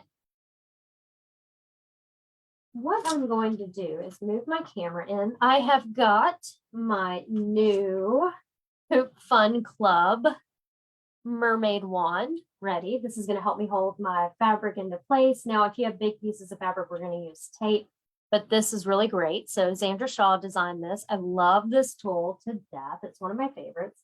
If Melinda's watching, she got one too. I've seen her with it and it's great. So I've got that. Keep my fingers out of the way. I'm going to then slide on my hoop and the first stitch is going to be the tack down for my background fabric. So that means I'm going to go ahead and place my background fabric. Now, here's the thing with me, because my background fabric is smaller than the 10 by 10, I think I'm going to do a quick trace. And if you've never used your tracing icon, yeah, you're going to see it somewhere on your machine and it looks like this. So once I tap that, all I have to do is tap this and it'll trace it. So I'm going to make sure I've got my fabric in the right. Now, of course, I can use my scanner, right? But this is a little bit quicker for what we're doing right at the moment. So, okay, I'm going to trace it. I'm going to make sure, but okay, see my fabric is way off. I might have to turn it.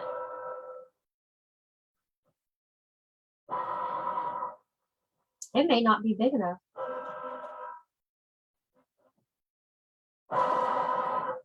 Oh, you know why? I changed the size when I remade it. Let's try the other. It's going to go to there, here, here. Ooh, I'm just cutting it. Ooh, that's close. But it's going to work for me. I'm okay with that. I might just drag it down just a hair. I don't care which way the bunnies are going. Doesn't matter to me. Okay, so that very first stitch, let me get this out of the way and get you a little bit closer in there. There we go. I'm just going to, and yes, you can tape this down if you want. Really don't have to at this point, just because it's you got the batting or the fusible fleece on the bottom.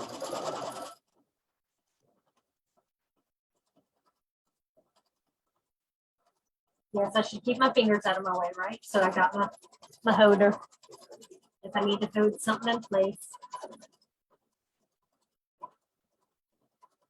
These don't go off. Oh yeah, there we go. Just made it work. All right. So, oh, Diane.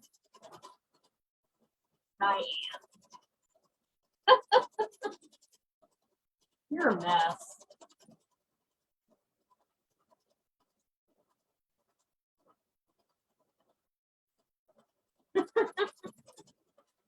Oh, you're so funny. Okay. Now, I get this question all the time. When it does an outline stitch like this or a running stitch, it goes around twice. Can I make it once? Yeah, you can, by just stopping it after the first one. You can't change it. All right, so my next stitch is going to be the stipple stitch that goes around the outer edge. So I'm just going to drop that and let that stitch. That'll just take a moment. Now this whole thing takes mine, it says 23 minutes, so it's really not that long.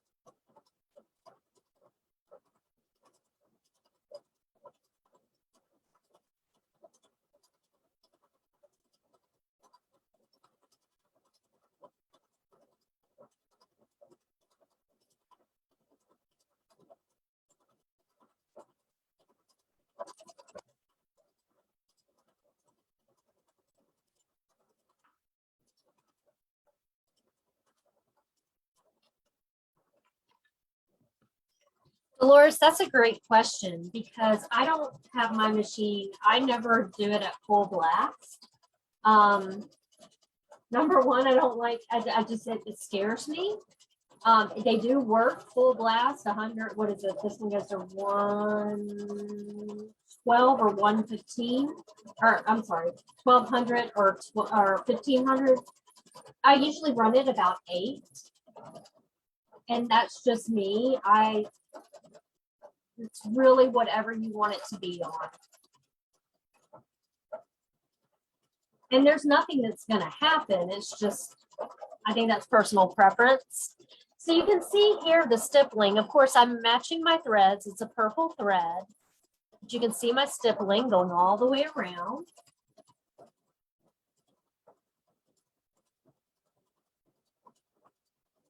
I hope y'all are making these, or will make these. But remember, you don't have to do the bunny inside. You could put a monogram or a different design. It would have been really cute with the shamrock for this month. Really anything. Words of affirmation. I don't know. You could do all kinds of stuff. You could bring in just a regular embroidery design and put it there if you want to. Okay, so that part's over. Oh, actually, it's going to, now it wants to do the placement stitch. So I'm going to start it again, let it do its placement stitch. And I'm going to go ahead and get my fabric ready. So I'm just going to remove the paper backing. Don't forget to remove any of the flowers for spring, would be really pretty, yes. If any of it has paper, or well, it was your applique setting stuff. So let's say your fusible webbing or whatever, always remove the paper backing. It doesn't work that well without it.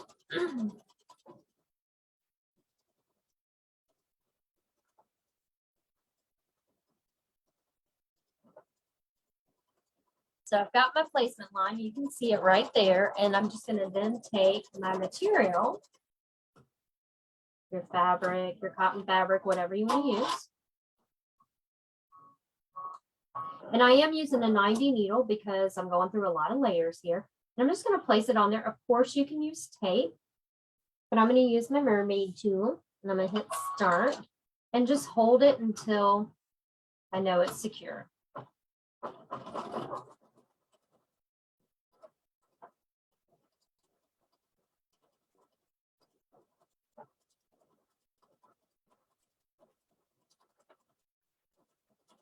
Try not to get in the way here.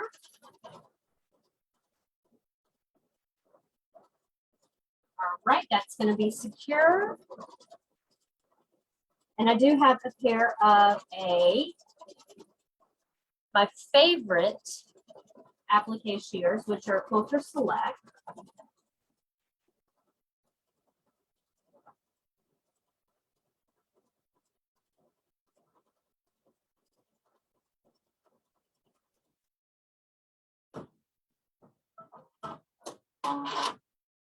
So Diane, good question. Okay, so you're trying to bring up a picture of a hummingbird. You put it on a USB stick. Now you're saying it's a picture, right? So you've got a picture of a hummingbird and put it in, and could open it in IQ Designer, but it doesn't show up when I try to open it in embroidery. You're not going to be able to open any pictures in embroidery, period. That's only an IQ Designer can you open up pictures. Now, if it's an embroidery design, I'm sorry, excuse me, an embroidery design you're trying to open up on the embroidery side, and it's not showing up, it may be a wrong format, but you can't open up a clip art or anything on the embroidery side of your machine. You can only open it up inside of IQ Designer. All right, so let's trim these edges and then we're going to press. Or trim these edges, excuse me. Get this stuff off the outside. And yes, I use my duckbills backward. Don't get mad at me.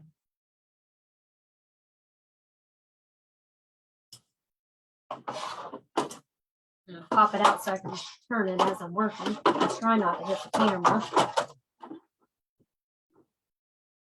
You want to get it as close as possible. Now, see, I'm using them the right way. It's just because of the way I go around.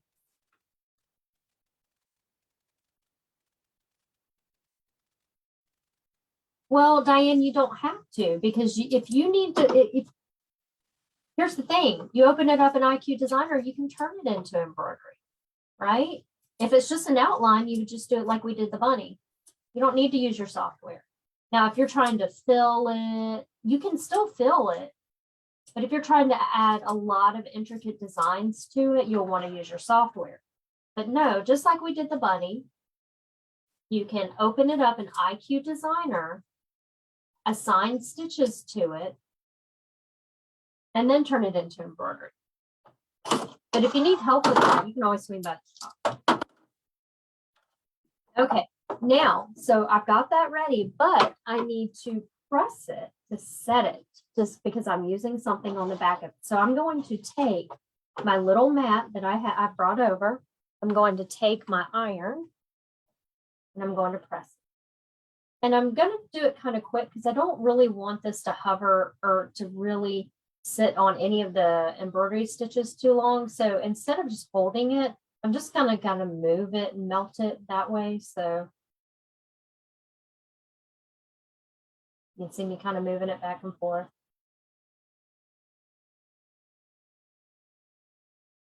Now, here's the thing, before you, and on any of these, before you put it back in the machine, you need it to pull down. That should be good right there.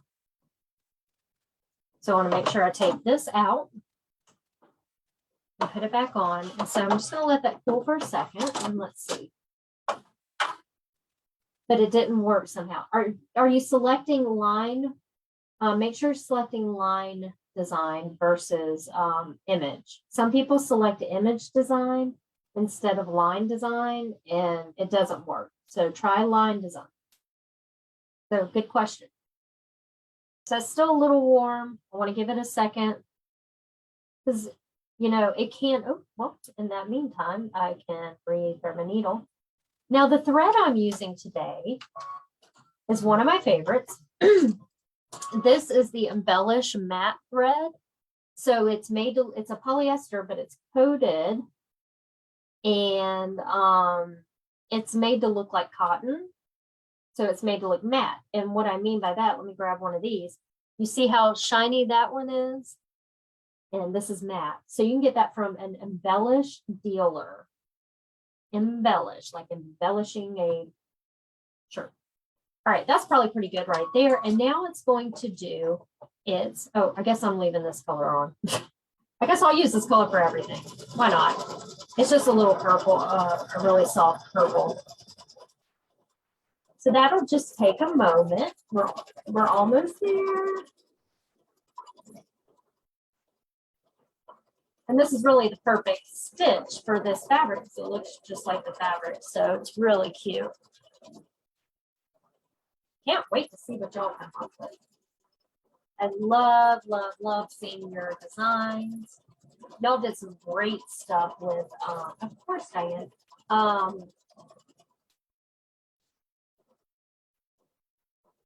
With the shamrock, or excuse me, the St. Patty's Day one.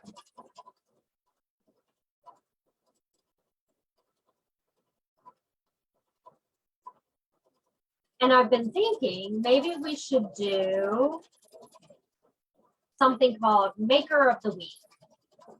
So every week, I'll choose a Maker of the Week. You post something, and we'll just go back and look at all of them and post, you know, a Maker of the Week. There'll be no incentive, but it'll just be fun to be the Maker of the Week. So we may start that very soon. I think that'd be cool. I mean, you know, we're all inspiring each other. And y'all know I love to see what we're all doing. Because y'all do things that I don't even think about. And I'm like, oh my gosh, why didn't I think about that? That is so awesome. I love it.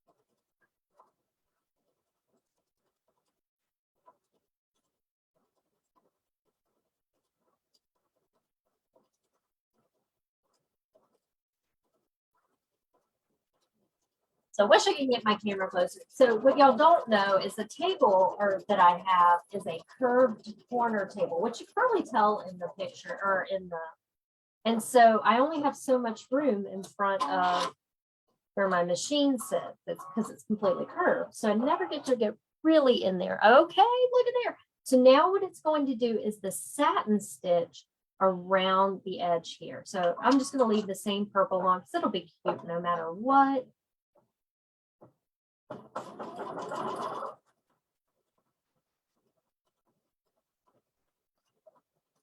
And I do love this thread. It's so cool. So our friend Coke Yoder designed this thread. It's so much fun to use.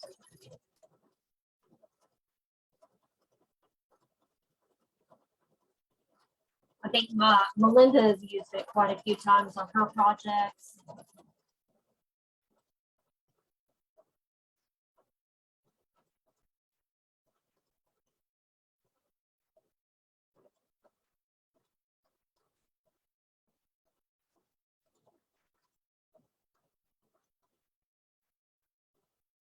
Oh, so cute.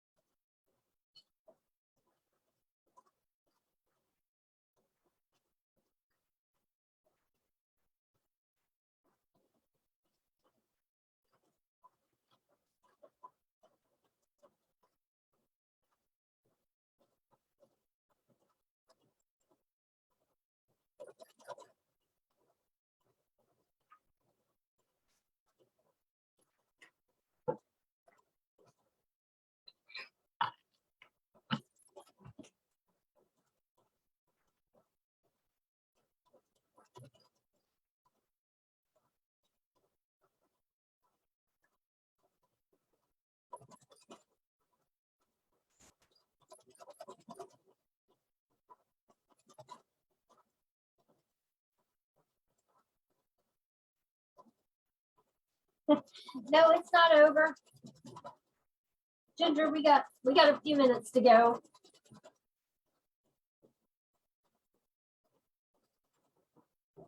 But yeah, go back and rewatch it. This is a really cute project. And I know we've done things similar to this before, but it's just using that machine to do really cool stuff. Now, if you have a combination machine, let me warn you, make sure to switch over to sewing every now and then and sew on it. Because for some reason, and I don't know why this happens, but if you only use the embroidery side for everything and never run that sewing side, we have found, you know, at the shop that the sewing side just gives up. We don't know why it happens, but it happens on all brands. Thank you, Karen. Yes, the possibilities.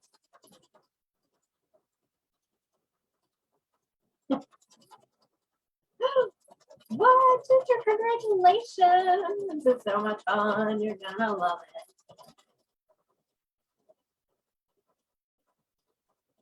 Yeah, I do too. I love the sewing on it, and I especially love using my digital dual feed for quilting.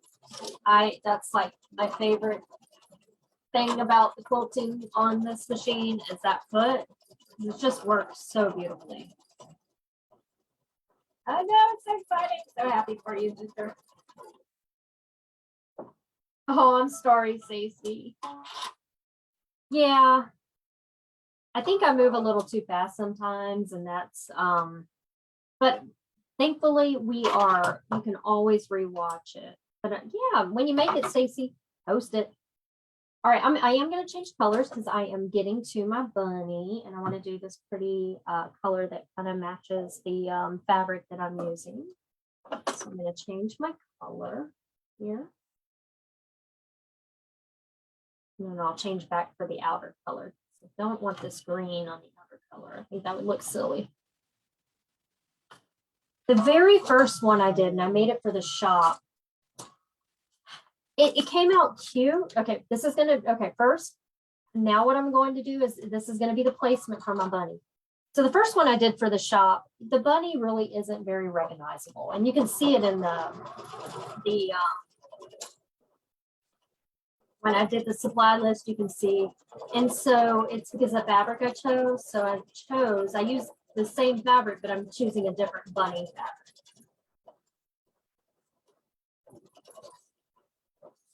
Yeah, I think it's really cool. Yes, Kathy. Hey, don't worry about getting lost. Again, we can always go back.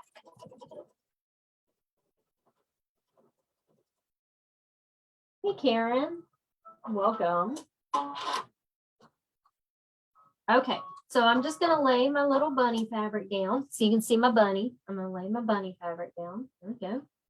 And again, you can tape, or I can use my special tool by Zandra Shaw.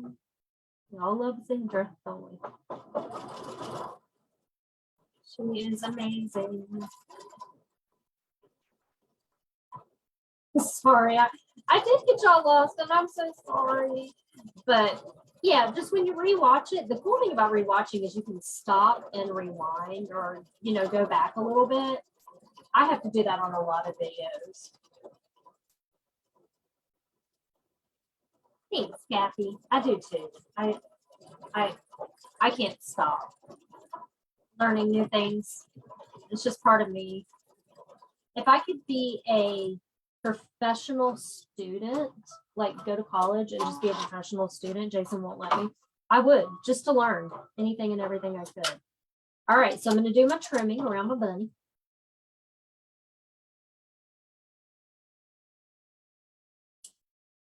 And the first one that I did, the bunny was way too small, and it was hard to cut around. That's why I like this one. I haven't done one this size. So see this bunny, see how tiny he is. So this one's a good one. He's going to be a little bit bigger. Super duper cute. Can't even stand how cute this is.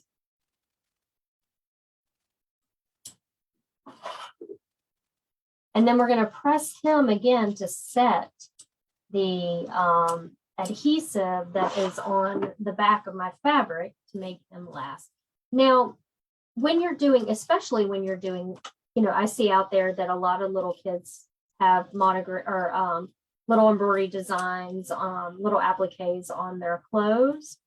And if you wash those, sometimes they get all scrunchy. That's because there's no like webbing to hold it to the fabric. So, or something on, at least something on the back of the fabric. You could probably use an underlay and it would work fine, but this works so much better.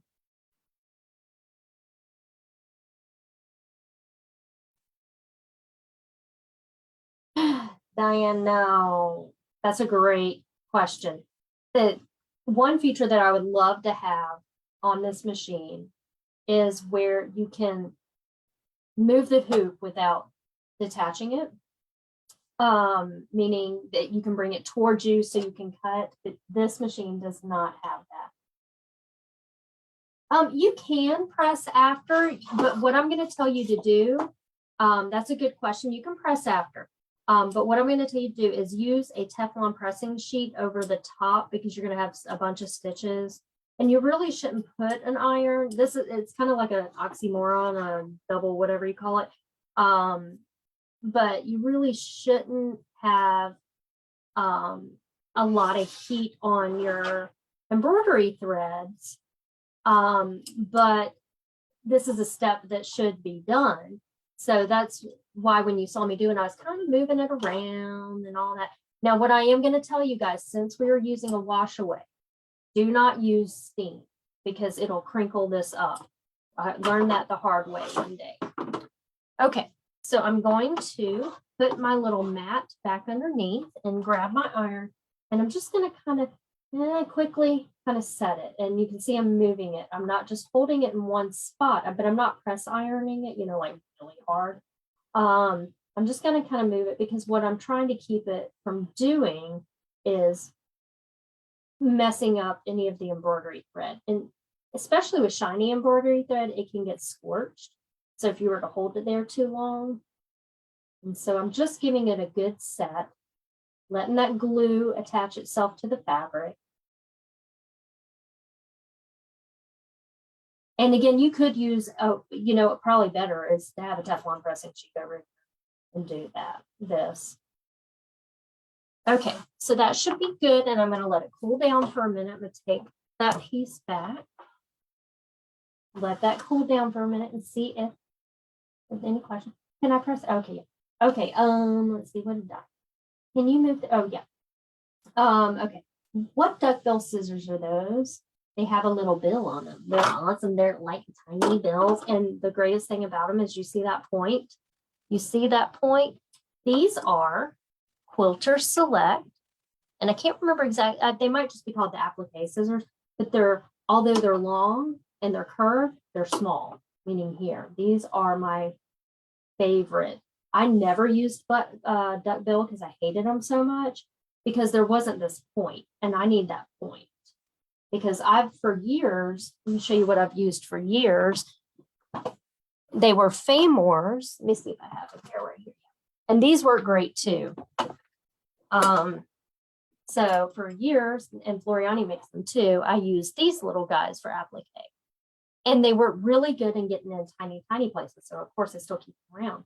But when Alex Anderson came out with these, I tried them and I was like, yes, I'm in love. Yeah, that point it makes all the difference. So you can get those from a Quilter Select dealer.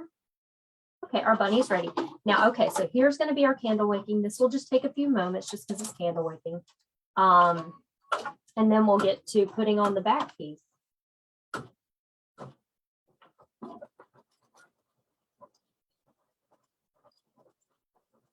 Y'all are asking some great questions tonight, by the way.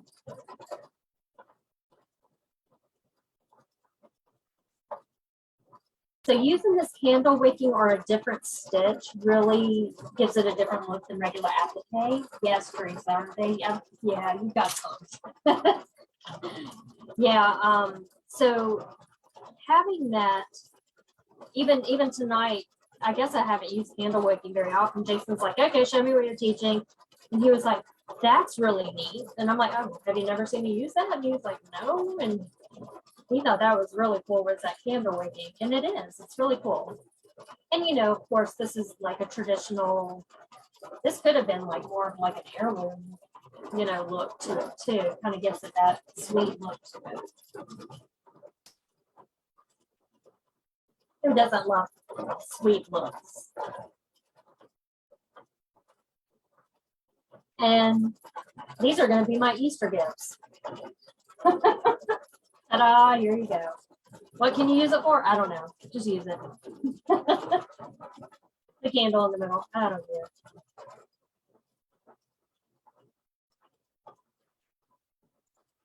Yeah, but you can see how much better that bigger bunny looks. I mean, although this one is really cute, but I really like the bigger bunny better. Bigger bunny better.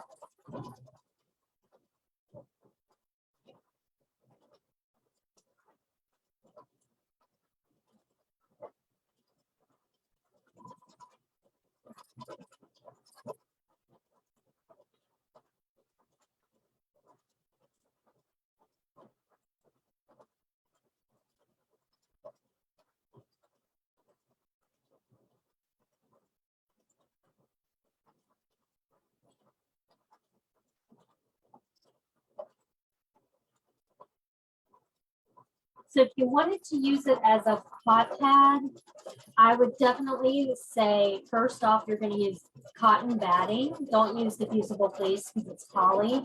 Cotton batting.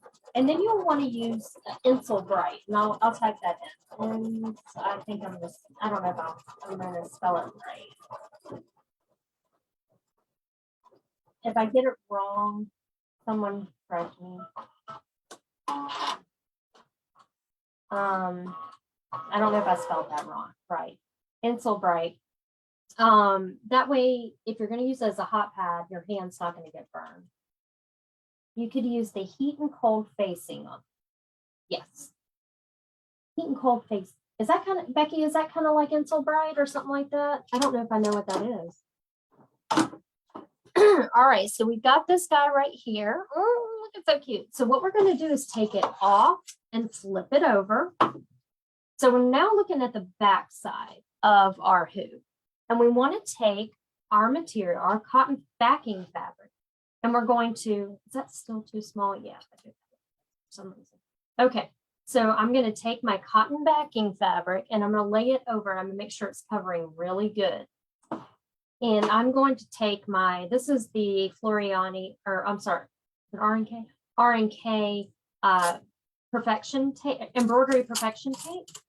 And I'm going to, I cut this. Okay.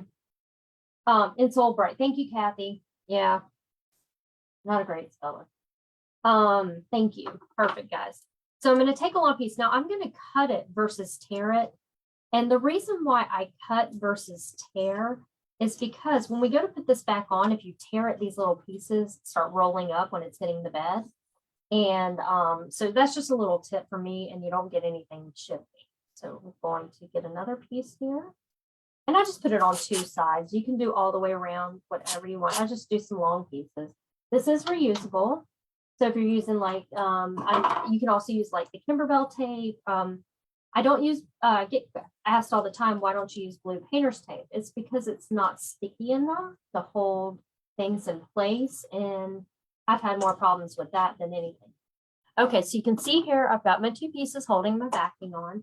I'm going to take it and flip it back over and place it back on the embroidery hoop. I am going to change my thread real quick.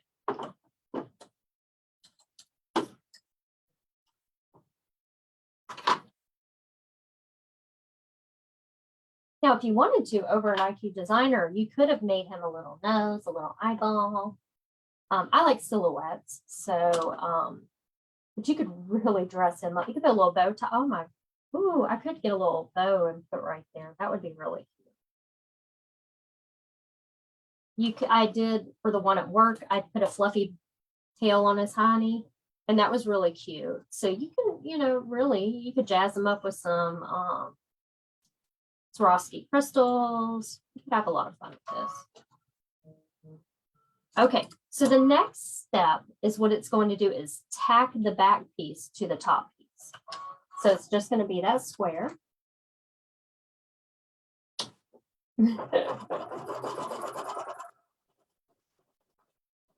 Yeah, that would be perfect just to, add some mental brighten there. But again, if I wouldn't use a polyester batting, I would use a cotton batting only because it's always suggested with that stuff. So yeah, that's a great idea. When do you cut your outside fabric? Good question. We're going to cut it right after this step. Becky, you're funny. Oh, Lynn, why didn't I think of that? I have some of that. Oh my gosh. You are so right. You could use like the Minky or something like that for the bunny. That would have been so cute. I didn't even think about that.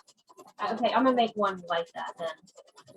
But what you want to do is make sure if you use like Minky or the Shannon fabric material, make sure you use a wash away topper on top before you start stitching it.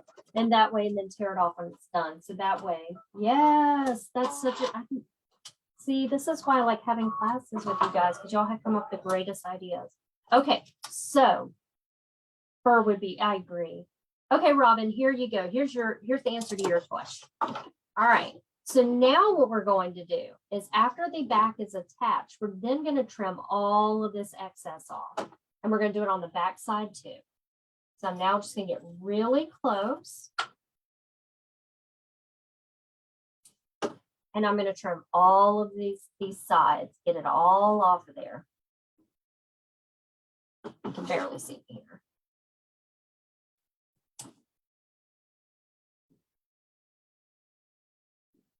Yeah, I will, because that's really a cute idea to use.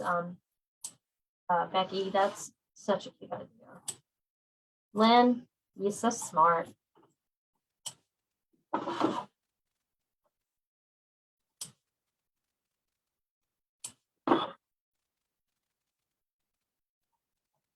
Got one other little side there. You turn it around and get to that. And then I'm going to flip it on the back side and do it on the back side.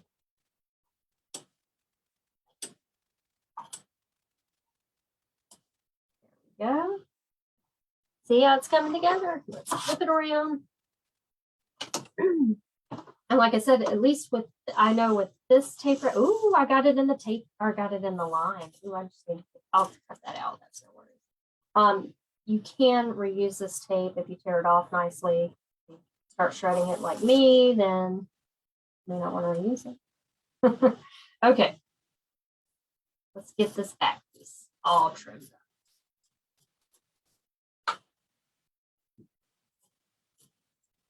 And what we're doing is, of course, we're trying not to cut any of the stabilizer. If you can help.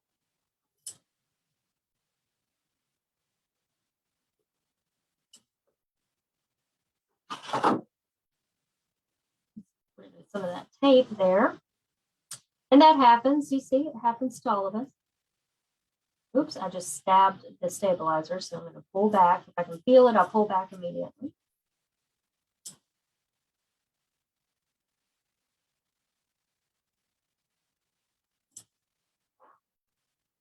I'm not doing a great job with this little bitty piece right here, but details, it'll be fun.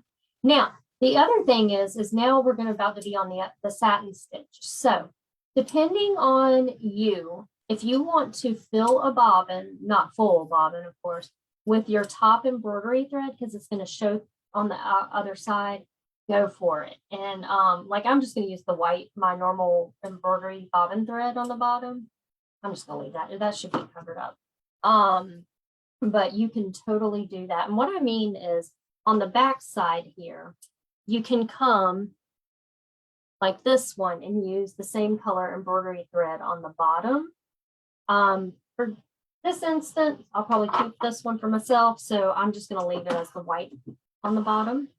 Okay, so now I'm done. I've got both sides cut, flip it around, and now we're just going to do the satin stitch, and we're going to be done here in a second. So cute. Oh, yeah, you could use, yeah, okay. There we go. Let's see. Could use glitter fabric for the bunny too, like HTV, glitter heat transfer vinyl would be precious. Yes, you could do all kinds of stuff. That would be really cute.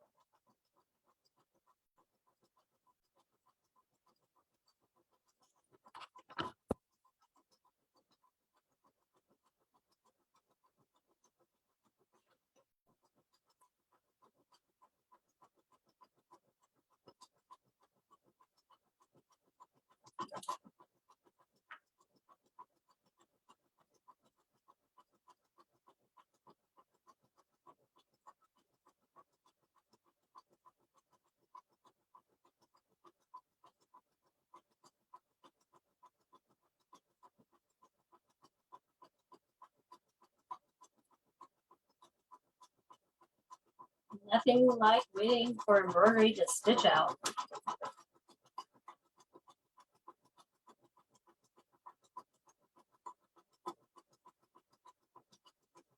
You can kind of see from here, you can kind of see how wide that last stitch is. That's important. Like a cutout. Oh yeah, that's cool. Yeah, that bunny fabric's really cute. I can't remember who it's made by, but we've got it at the shop. And, super adorable.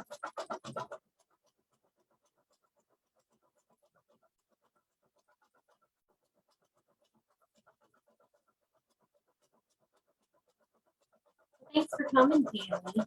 I appreciate it. Yep. We can always rewatch and make. We're makers.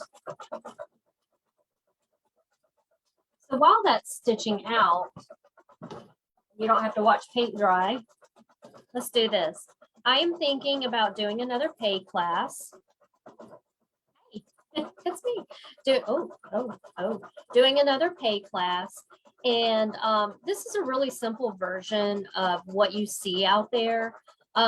But it will teach you some good skills about lining up and everything. But I love this. I made a clock with IQ Designer, and you can see here.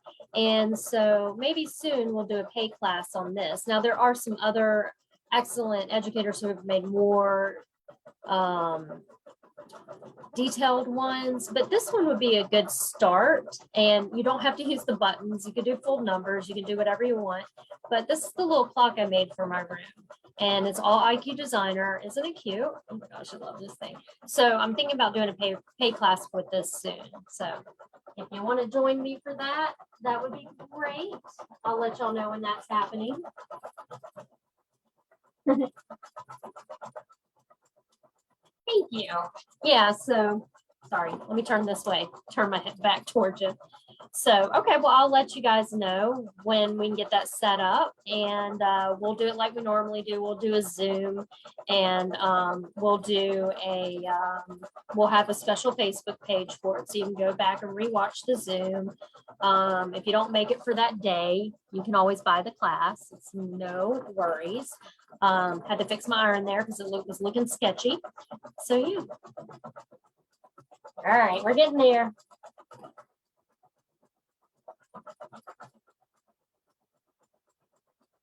See if there's any questions that I've missed. Did I make my bunny any bigger than the photo? Actually, the one that I brought in came in at the perfect size. It was like 4 inches. And I guess I didn't tell you what size I did the bunny. But you can take and change that bunny, Ginger, to whatever size you want.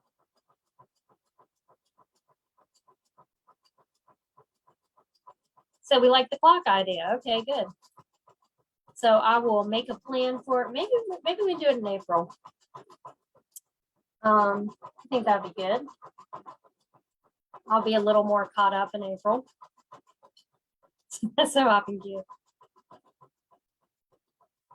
Oh yeah, Tammy, I get that.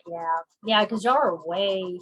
What is it? Is it 3 or 4 hours? 3 hours behind, depending on where you're at. I know like Alaska's 4. So yeah. Thanks, Ronnie. Hey, Ronnie. Thanks, Christina. Yeah. So yeah, just kind of play with your bunny size. Like I said, this one's about 4 inches. I think it was like 4.01 or whatever you want it to be. We're almost done. We're on the last leg. And I'll show you how to finish it up. I can get this out of the way now. Thanks, Norma. Y'all keep seeing the back of my head.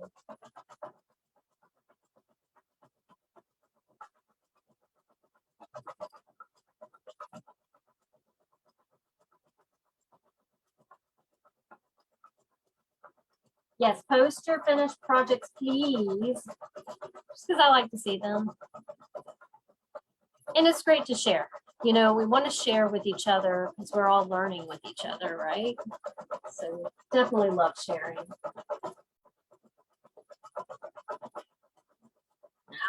Here comes the bunny.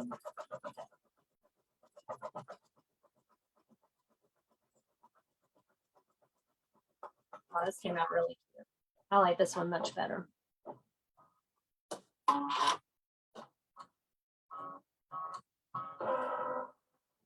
Okay, she's done. Ta-da! Look how cute. Okay, and see the back. Look how cute. I think my tension may be off on the back, but that's okay. Okay, so what I would do now, and all you have to do is go and just very closely, without cutting the stitches, trim around. Okay, you're just going to trim, trim, trim. And then what will happen after that, let me grab this one, is if you can see, let me turn the right way. Okay, let's see if you can see. You can see the little bit of stabilizer left, right? So what I will do is I will take a damp or like a wet Q-tip, and I'll just run it along here, and it'll basically kind of melt that right there. I don't get it sopping wet. And then you can just start kind of brushing that away, and then you're done with your bunny. Yay! How cute. This one did come out really, really. Look how cute that is. So now you have learned a lot of skills, and you have made a cute little project. And again, if you don't like it, it's okay. You can give it to someone, you know, and they'll love it. Yeah, have fun with that. I also thought it'd be kind of cute to make, you know, multiple sizes and maybe kind of hang them from each other, kind of like a little, not a mobile, but, you know, kind of. So there's many things you can do with this. It doesn't have to be a trivet. You can really play with it and do whatever you want. So thank you guys, okay, would I show the two side by side? Of course. So we got this guy and then we got this guy. So I think this one may be a hair smaller because it was like the first one that I did. Yeah. Oh, wait, it's backwards. So you guys are so welcome. Okay, let me see. Yeah, okay, Christina, gotcha. Thank you. Okay, thank you. Robin, good. Thank you. I'm glad I didn't scare you away from the group. Perfect. Thank you. A placemat would be cute. That's a great idea because you could use your 10 by 10 or to make kind of like a placemat. Cute idea. Okay, this is a great tip from Susan. Sometimes I leave it in the hoop and run a and something upper with water around there. So she basically runs water around the edges of them, and that's a great idea. Eyedropper, thank you. She runs an eyedropper around the edges with water, and then it just pops right out of the hoop. Love it. See, great ideas. Y'all got them. Okay, well, thank you guys so much for coming today and hanging out with me. It was a long class, but it's Sunday evening. Got to have some fun or we got to get back to the week, right? So thank you guys so much for showing up today and coming. And if you're rewatching this, thank you so much. Make sure to post up your projects when you're done. We love to see them. And I think I'm going to start doing a maker of the week. So it's bragging rights for you. So thank you guys so much. Have a great week. And remember to always shop local, shop small. And I'll see you all next week. And I'll be posting the winners of the St. Patty's Day gifts or whatever contest. There we go. Bye, guys. Thank you. See you soon.